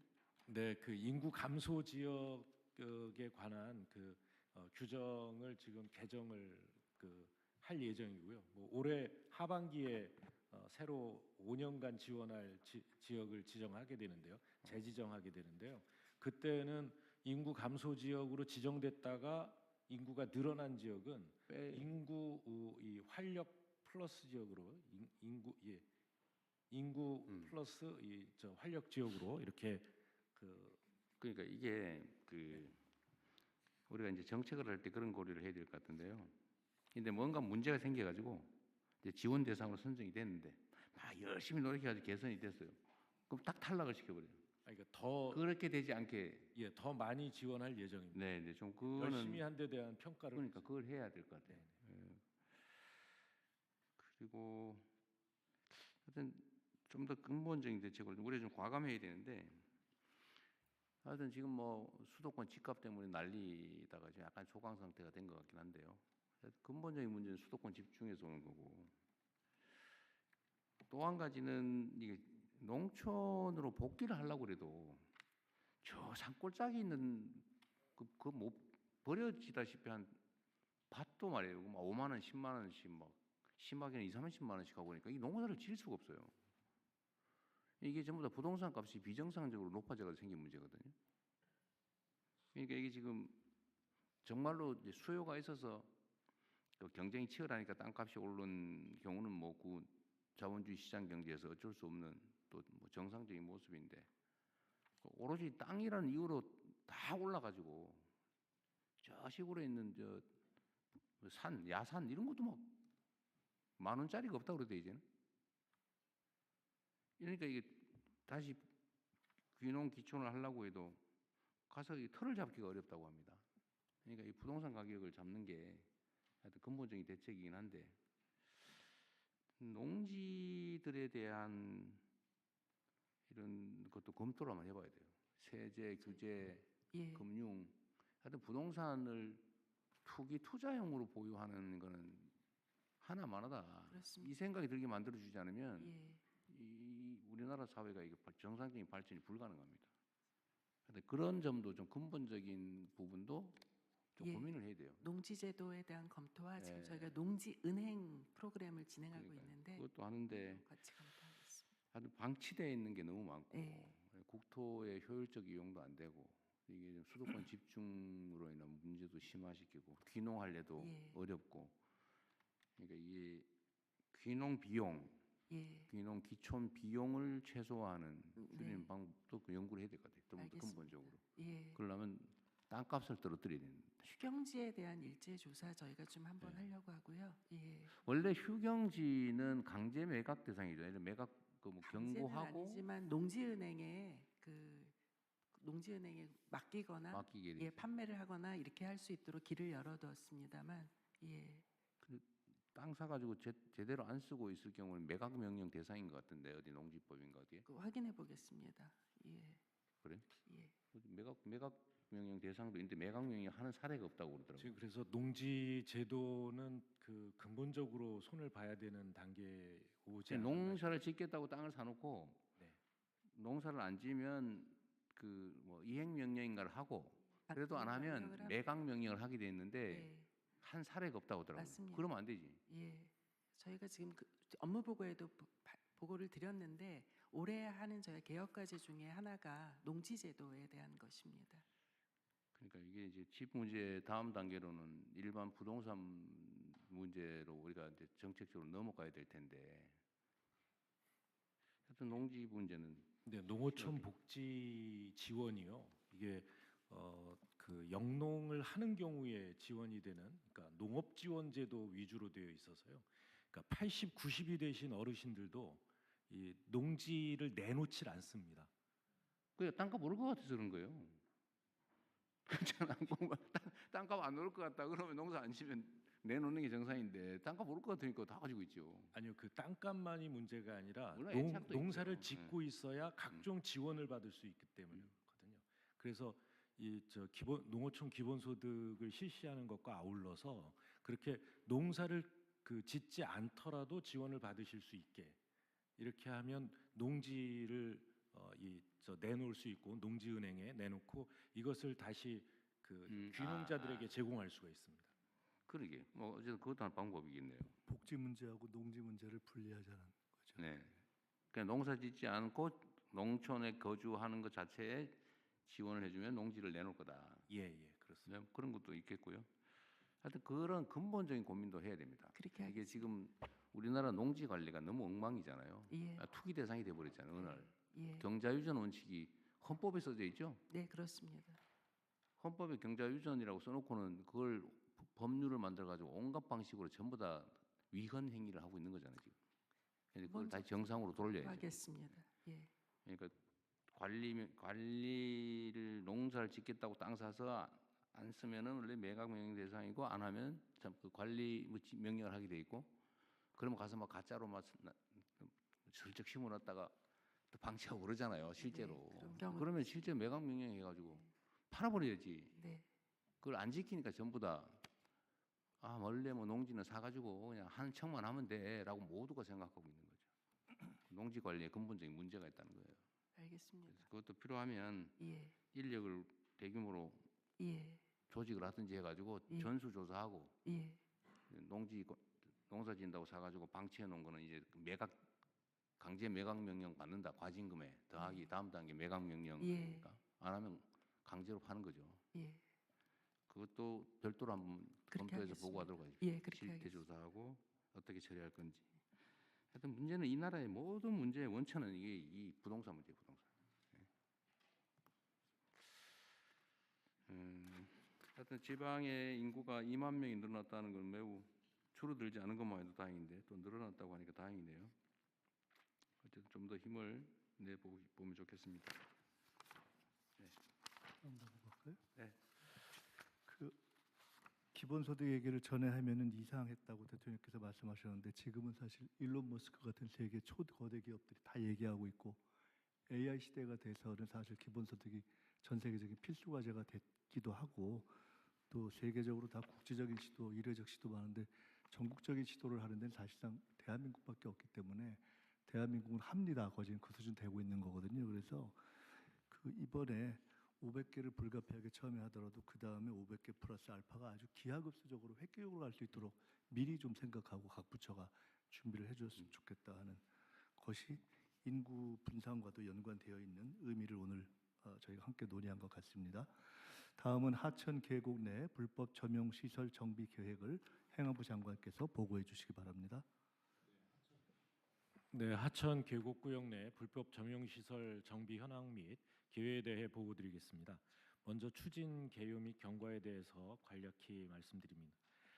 국민에게 안전하고 깨끗한 하천을 돌려드리기 위해 이 불법 점용시설 정비를 전국적으로 확대 추진했습니다. 불법 행위자에 대한 자진 철거를 유도하되 불응 시에는 관계법에 따라 엄중 조치하는 것을 원칙으로 25년 7월부터 정부 차원의 TF를 구성하고 일제 조사 및 정비를 추진했습니다. 25년은 전국적인 정비의 첫 해인 만큼 국가정책 조정 회의를 통해 추진 방향 및 문제점을 논의하고 수시 점검 회의를 통해 추진 상황을 적극 독려했습니다.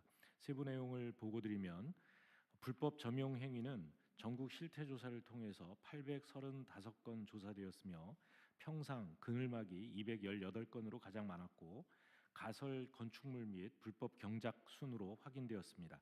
이 중 753건 90%에 해당됩니다. 는 원상복구 조치되었습니다. 미조치 시설은 철거에 따른 구조적 안전성 검토 등이 필요하여 자체 철거 계획을 마련해 조치 중에 있습니다. 아울러 재발 방지를 위한 관리 기준을 마련해서 주민 편익 시설 설치 등을 위한 예산도 지원하였습니다. 또한 정비 실적 평가를 통해 모범이 된 15개 지방 정부에 대해서는 정부 포상과 특교세 등 재정적 인센티브를 지원했습니다. 26년도에도 중점 추진할 계획입니다.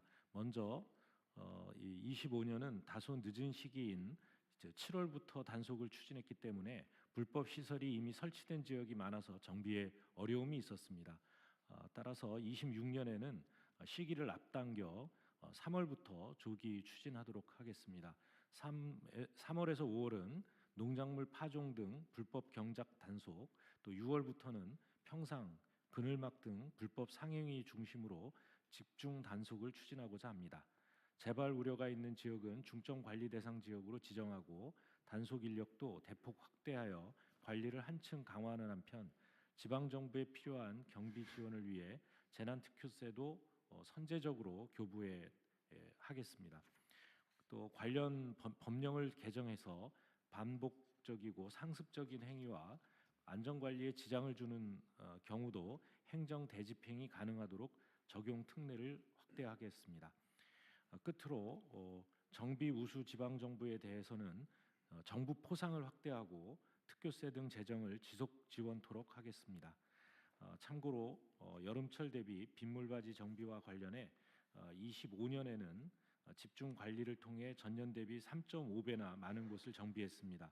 금년에도 4월부터 조기 추진해서 철저히 여름철 재난을 대비하도록 하겠습니다. 보고를 마치겠습니다. 이거 조사 건수가 전국을 했더니 835건이더라 그 말이죠. 네, 그렇습니다. 믿어지십니까? 예. 제가 경기도에서 조사할 때 이보다 훨씬 많았던 것 같은데. 이거 네. 저기 한 번 더 기회를 주고요, 지방자치단체들한테. 네, 네. 한 번 더 기회를 주어서 추가 조사를 하고 그 다음에는 감찰을 전국적으로 해가지고 누락된 경우에는 그 담당 공무원하고 자치단체에 대해서 엄중 징계하도록 하십시오. 네. 이 835건밖에 안 될 리가 없어요. 그리고 이게 저도 경기도에서 조사를 해볼 때 그 봤던 건데 공무원들이 지나가다 보고 못 본 척합니다. 위반을 하고 있는데 위반 사례로 조사를 하지 않아요. 그냥 슬쩍 못 본 척해요. 이게 너무 많아요. 그러니까 이거를 다시 한번 기회를 주고 그 다음에는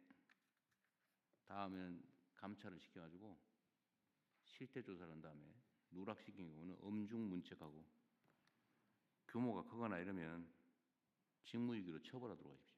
네, 알겠습니다. 법무부도 요거 한번 행안부하고 좀 신경 써서요. 네, 그렇게 하도록 네. 하여튼 이거 말이 안 돼, 말이. 835건밖에 안 돼. 그리고 90%를 자진 철거 받고 있다는데 철거할 수 있는 것만 조사한 거예요. 그 어려운 거 안 한 거지. 부지기수입니다. 부지기수. 그 원칙을 좀 명확하게 좀 하면 좋겠습니다. 그리고 요 얘기 나온 김에 각 부처청의 그 내부 감사 조직들이 다 있잖아요. 그거 좀 활성화해야 됩니다. 전에도 한번 말씀드렸던 건데 감찰 감사 기능을 좀 강화해서 안 하려면 아예 안 하든지 하면 제대로 해야지 적당히 이렇게 하는 걸 절대로 허용하면 안 됩니다. 그럼 공직 기강이 무너져요. 하면 확실하게 해야 됩니다. 그리고 이게 단속하다 보면 이게 지금 이게 다 돈 벌기 위해서 위반하는 건데 이거 벌금만 수사하고 벌금에서 처벌해봐야 소용이 없어요. 처벌받을 사람을 바꿔가면서 합니다. 명의만 바꾸면 되거든요. 기껏해 벌금 500만 원, 재범해봐야 뭐 벌금 한 700만 원, 1000만 원. 그러니까 아예 바꿔요. 그리고 벌금 내고 걸리면 벌금 내고 그 다음에는 이제 가중처벌 되니까 이름 바꿔가지고 또 하고 며느리 이름으로 했다가 시동생 이름으로 했다가 이렇게 바꾼다고. 그러니까 이거는 과징금도 이것도 과징금을 좀 강화하는 방안을 검토해 보십시오. 행안부. 그 과징금으로 그 수익 이상의 비용이 발생하게 만들어야 됩니다.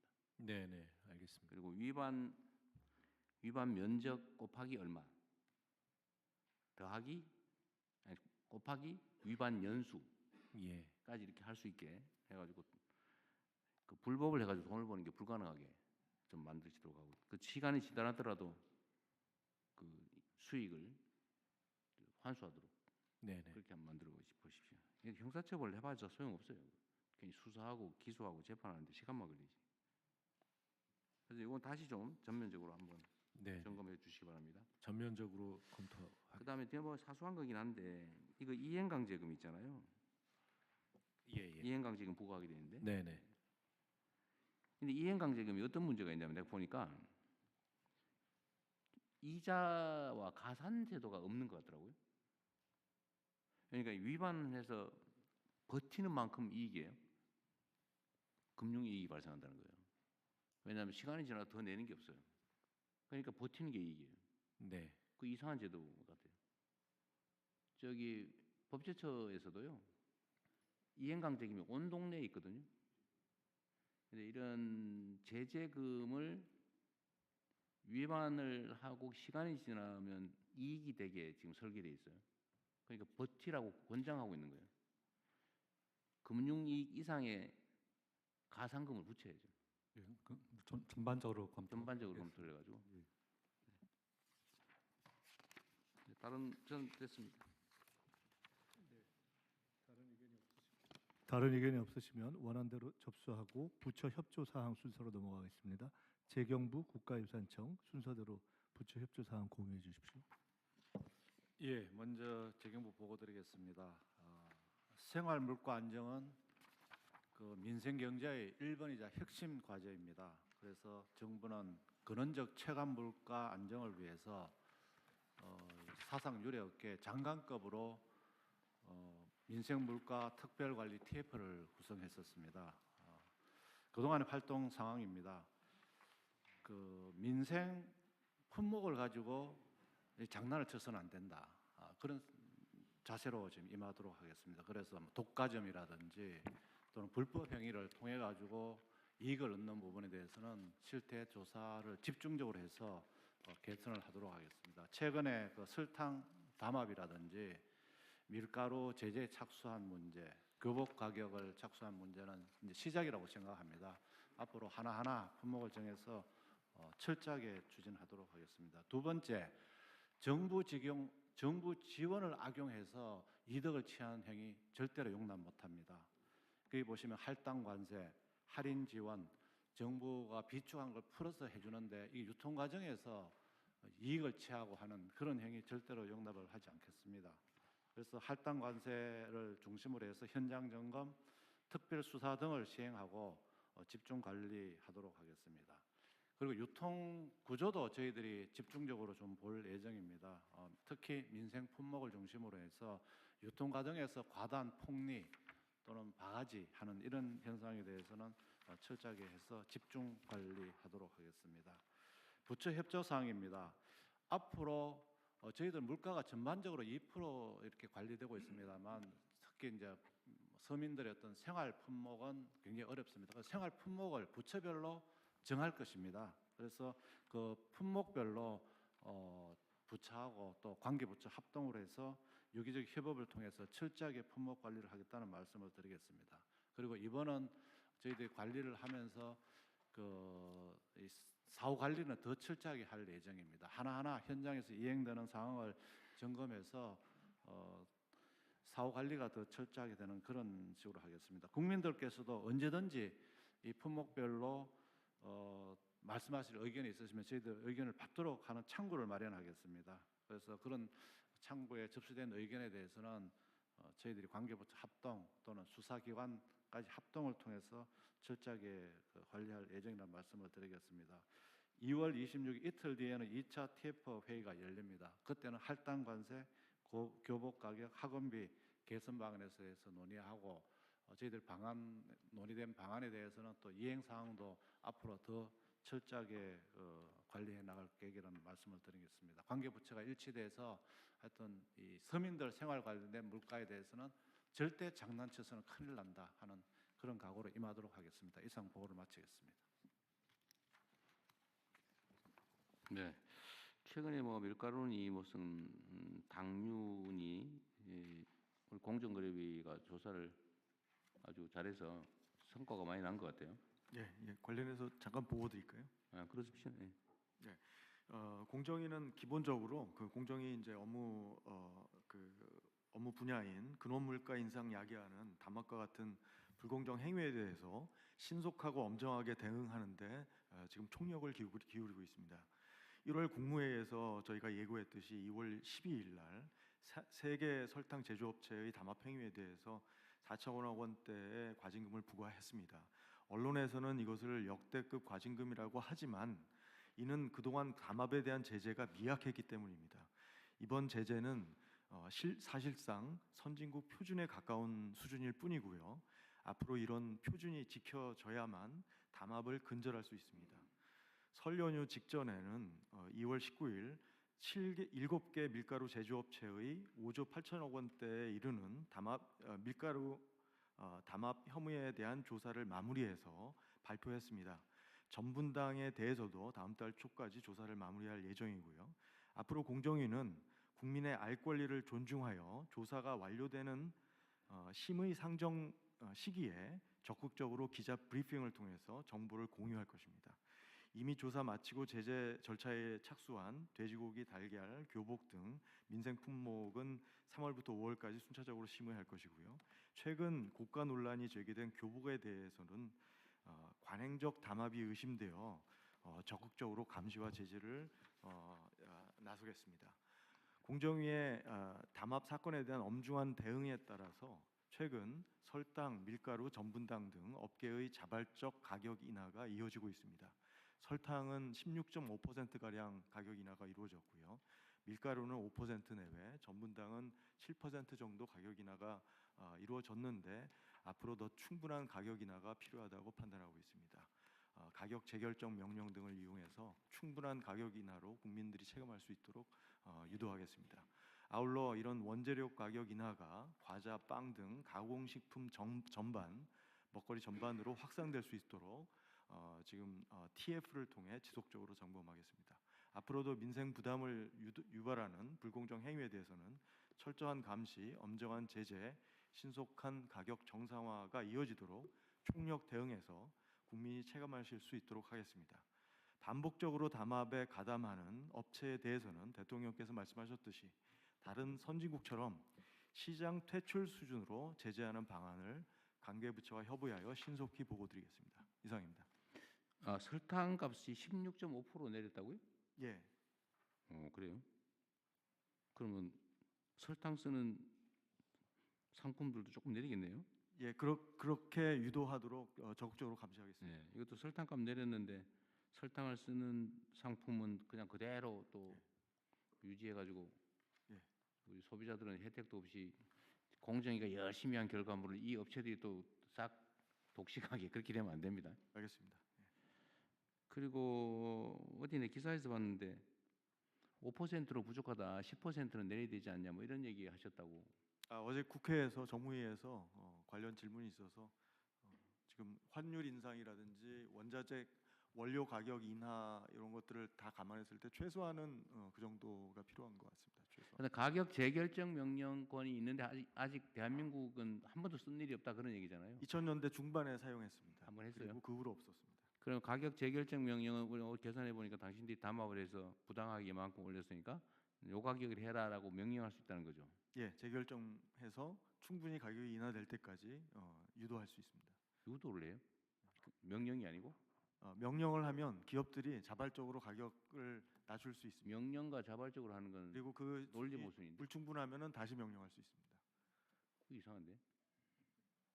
가격을 그럼 내려라 이렇게만 추상적으로 하고 얼마까지 해라 이거는 안 된다는 뜻이에요? 그것까지 하지는 않습니다. 예, 그렇게 하기는 그러니까 그렇게 내려라고만 말해요? 예. 그리고 1% 찔끔 내리면 또 내려라 그러고 0.5% 내리면 또 내려라 그러고 그런다는 거예요? 그것보다 조금 더 자세한 그 행정 지도를 할 수는 있습니다. 지도하는 거예요, 명령하는 거예요? 그 지도가 명령이고요. 형식은 명령이고 그 명령은 따라야 되는 거잖아요. 구체적으로 따르지 않으면 제재가 뭐예요? 네. 따르지 않을 경우에 제재는 뭡니까? 예를 들면 지금 그냥 내가 보기엔 추상적으로 내려라라고 일종의 유도 지시를 하는 것 같고 그건 뭐 몇 퍼센트 얼마 이렇게 정하지 않기 때문에 0.1원 내리고 그냥 그것도 내린 건 내린 거니까. 명령에 대해서도 제재해야 됩니다. 제재하는 안 따르면 어떻게 하는 건데? 제가 제재할 수 있는 방안을 제재하는 것으로 알고 있습니다. 그것도 좀 알아보시고요. 하여튼 무슨 행정을 할 때는 뭘 해라라고 하는 것도 좋은데 안 따를 경우가 중요하거든요. 따르는 경우는 문제가 없잖아요. 안 따를 경우에 어떤 제재가 있냐?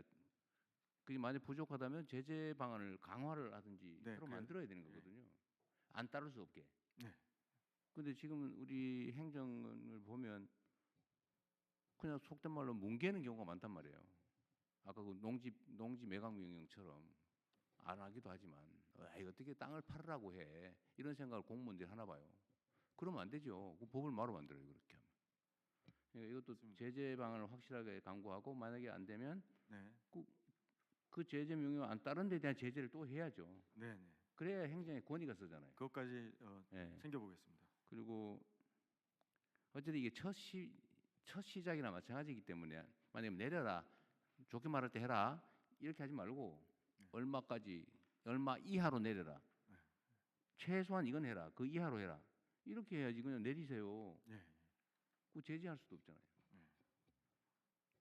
그리고 그 공정위 인력 증원은 전에 제가 그냥 추상적으로 제가 선거 때 500명 이렇게 얘기를 했었는데 지금 몇 명 증원했어요? 지금 170명 가량 증원했고요. 올해 다시 200명 증원할 370명. 근데 왜 500명 안 하고 그거밖에 안 했어요? 협의해 보니까 좀 협의 과정에서 좀 어려움이 그 정도면 충분해요? 아니면 더 필요해요? 사실 충분하지는 않지만 최소한 그 정도는 필요할 것 같고요.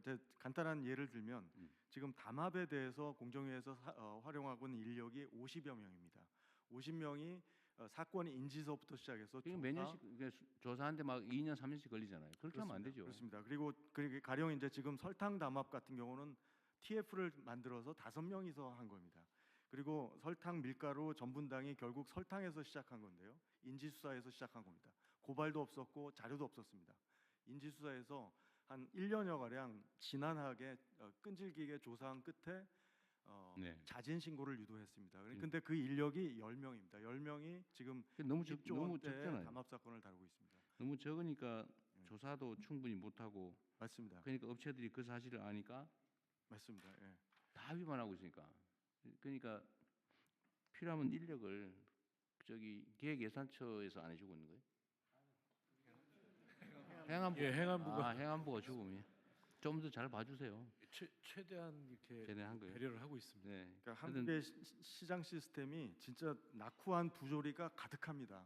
그러니까 온 동네가 팔면 전부 다 더러우니까 다 고쳐야 될 거 아닙니까? 맞습니다. 지금은 예를 들면 저도 사실 그런 걱정 드는데 이거 조직을 인력 이렇게 많이 했다가 나중에 다 위반을 안 하고 딱 선량한 사회가 되면 그때 어떡하냐? 그럼 그때 가서 고민하고. 주민은 됩니다. 그다음에 그 인력이나 이런 거는 좀 남더라도 왜냐하면 자연 감소분이 있기 때문에 몇 년 지나면 또 줄어들잖아요. 예. 그러니까 그거 고려하고 지금은 정말 그 중요한 시기니까 네. 아 하면 다 걸린다 이렇게 생각하게 만들어야 돼요. 그래서 안 하게 만들어야죠. 예, 맞습니다. 우리가 경찰을 경찰이 몇 명이에요? 한 10만 명 되나? 14만입니다. 13. 경찰을 왜 운영하겠어요? 그렇잖아요. 맞습니다. 예. 그리고 하여튼 이게 조사상 발견하기가 어려운 측면이 있는 것 같은데 그렇습니다. 포상금을 확 줘요. 예. 그냥 이거 신고하면 포상금. 인생 고치게, 팔자 고치게. 예, 그렇게 하려고 하고 있습니다. 예. 그래가지고 4천억 저 하면 몇백억 줘요 그냥. 예. 그렇잖아요. 예. 그리고 신고했더니 과징금 액수가 500만 원밖에 안 된다. 500만 원 다 줘요 그냥. 아, 예. 그래서 기금을 만들든지. 예. 하여튼 포상을 대대적으로 해주도록 하십시오. 아깝지 않잖아요. 예.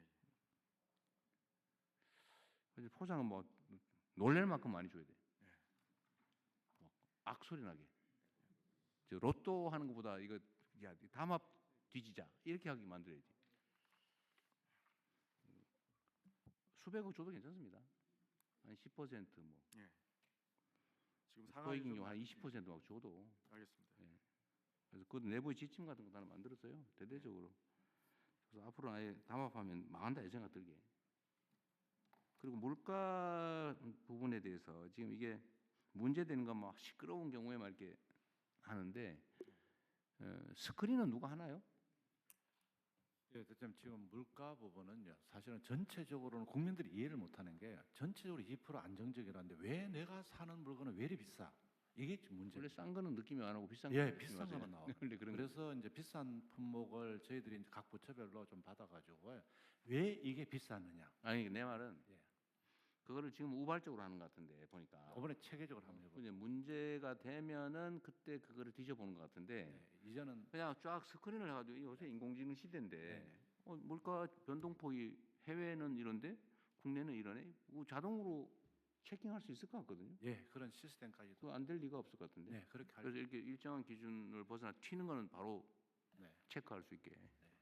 그래서 이번에 그런 거 만들겠다 그 말이죠. 네, 그런까지도 망라해서 근본적으로 한번 대책을 마련해 보겠습니다. 공정위에서는 AI 시스템 만들고 있습니다. 아, 그래요? 물가와 관련. 하여튼 좀 첨단 기술도 활용하고 아예 이런 거 꿈도 못 꾸게 만들어야 사회가 발전합니다. 그리고 이게 아까 부정수급 얘기했잖아요. 할당관세니 할인 지원이니 정부 비축 이거 했더니 슬쩍 되돌려가 정상가로 팔아버리고 이거에 대해서 실태 점검을 한다고 했는데 실태 점검은 벌써 거의 끝났고요. 부처에서 농림부 같으면은 아예 그다음 실태 점검한 다음에는 어떻게 할 건데? 추적해가지고 아예 그게 안 이루어지도록 네가 할당 관세를 받아가지고 어디에 공급했는지 제대로 가격 가면 나중에 와서 다시 우리가 돈을 내준다 이런 정도까지 그래요? 예, 하여튼 다시는 못하게 만들어야죠. 예, 못하게. 제도화해야 된다는 거예요. 네. 제도로 만들어서 제도 설계를 좀 해야 될 것 같습니다. 네, 그래서 제도적으로 설정해서 할당 관세를 인하해 줬을 때 자기가 먹을 수 없게 이게 엔드 유저까지 갔을 때 이제 본인한테 혜택이 이렇게 할당 관세. 그리고 실제 그럼에도 불구하고 위반을 하면은 거기도 과징금을 몇 배로 때릴 뿐만 아니라 아예 할당 대상에 제외해 버리는 이렇게 하겠습니다. 어쨌든 그 제도를 좀 더 강화할 필요가 있을 것 같습니다. 네. 네, 다음은 우리 국가유산청 바로. 네, 여기 있죠. 네, 앞에 있습니다. 네. 아 예. 네, 말씀드릴까요? 네, 국가유산청장입니다.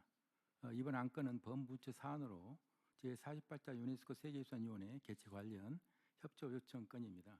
세계유산위원회는 인류의 소중한 문화, 자연유산을 세계유산 등재하고 보존 관련 사항을 논의하는 정부 간 위원회로서 우리나라가 세계유산 협약에 가입한 지 38년 만에 처음으로 국내에서 개최됩니다. 개최 도시는 부산으로 올해 7월 12일부터 29일까지 18간 진행. 자, 이거는 어쨌든 공식 행사를 준비하는 것 같은데. 네네. 이 세부적인 내용을 뭐 우리 국민들께서 다 아실 필요는 없을 것 같고요. 각 부처에 협력할 사안들은 여기서 논의를 안 해도 될 것 같고 필요한 것은 저기 각 부처가 실질적으로 협력을 하도록 그렇게 하겠습니다. 네네 알겠습니다. 자, 잘 준비해 주시고요. 네네. 비공개 다 됐어요? 네. 부처 보고로 넘어가겠습니다. 예, 이후 순서는 비공개로 운영되오니 언론인 여러분께서는 회의 진행에 협조해 주십니다.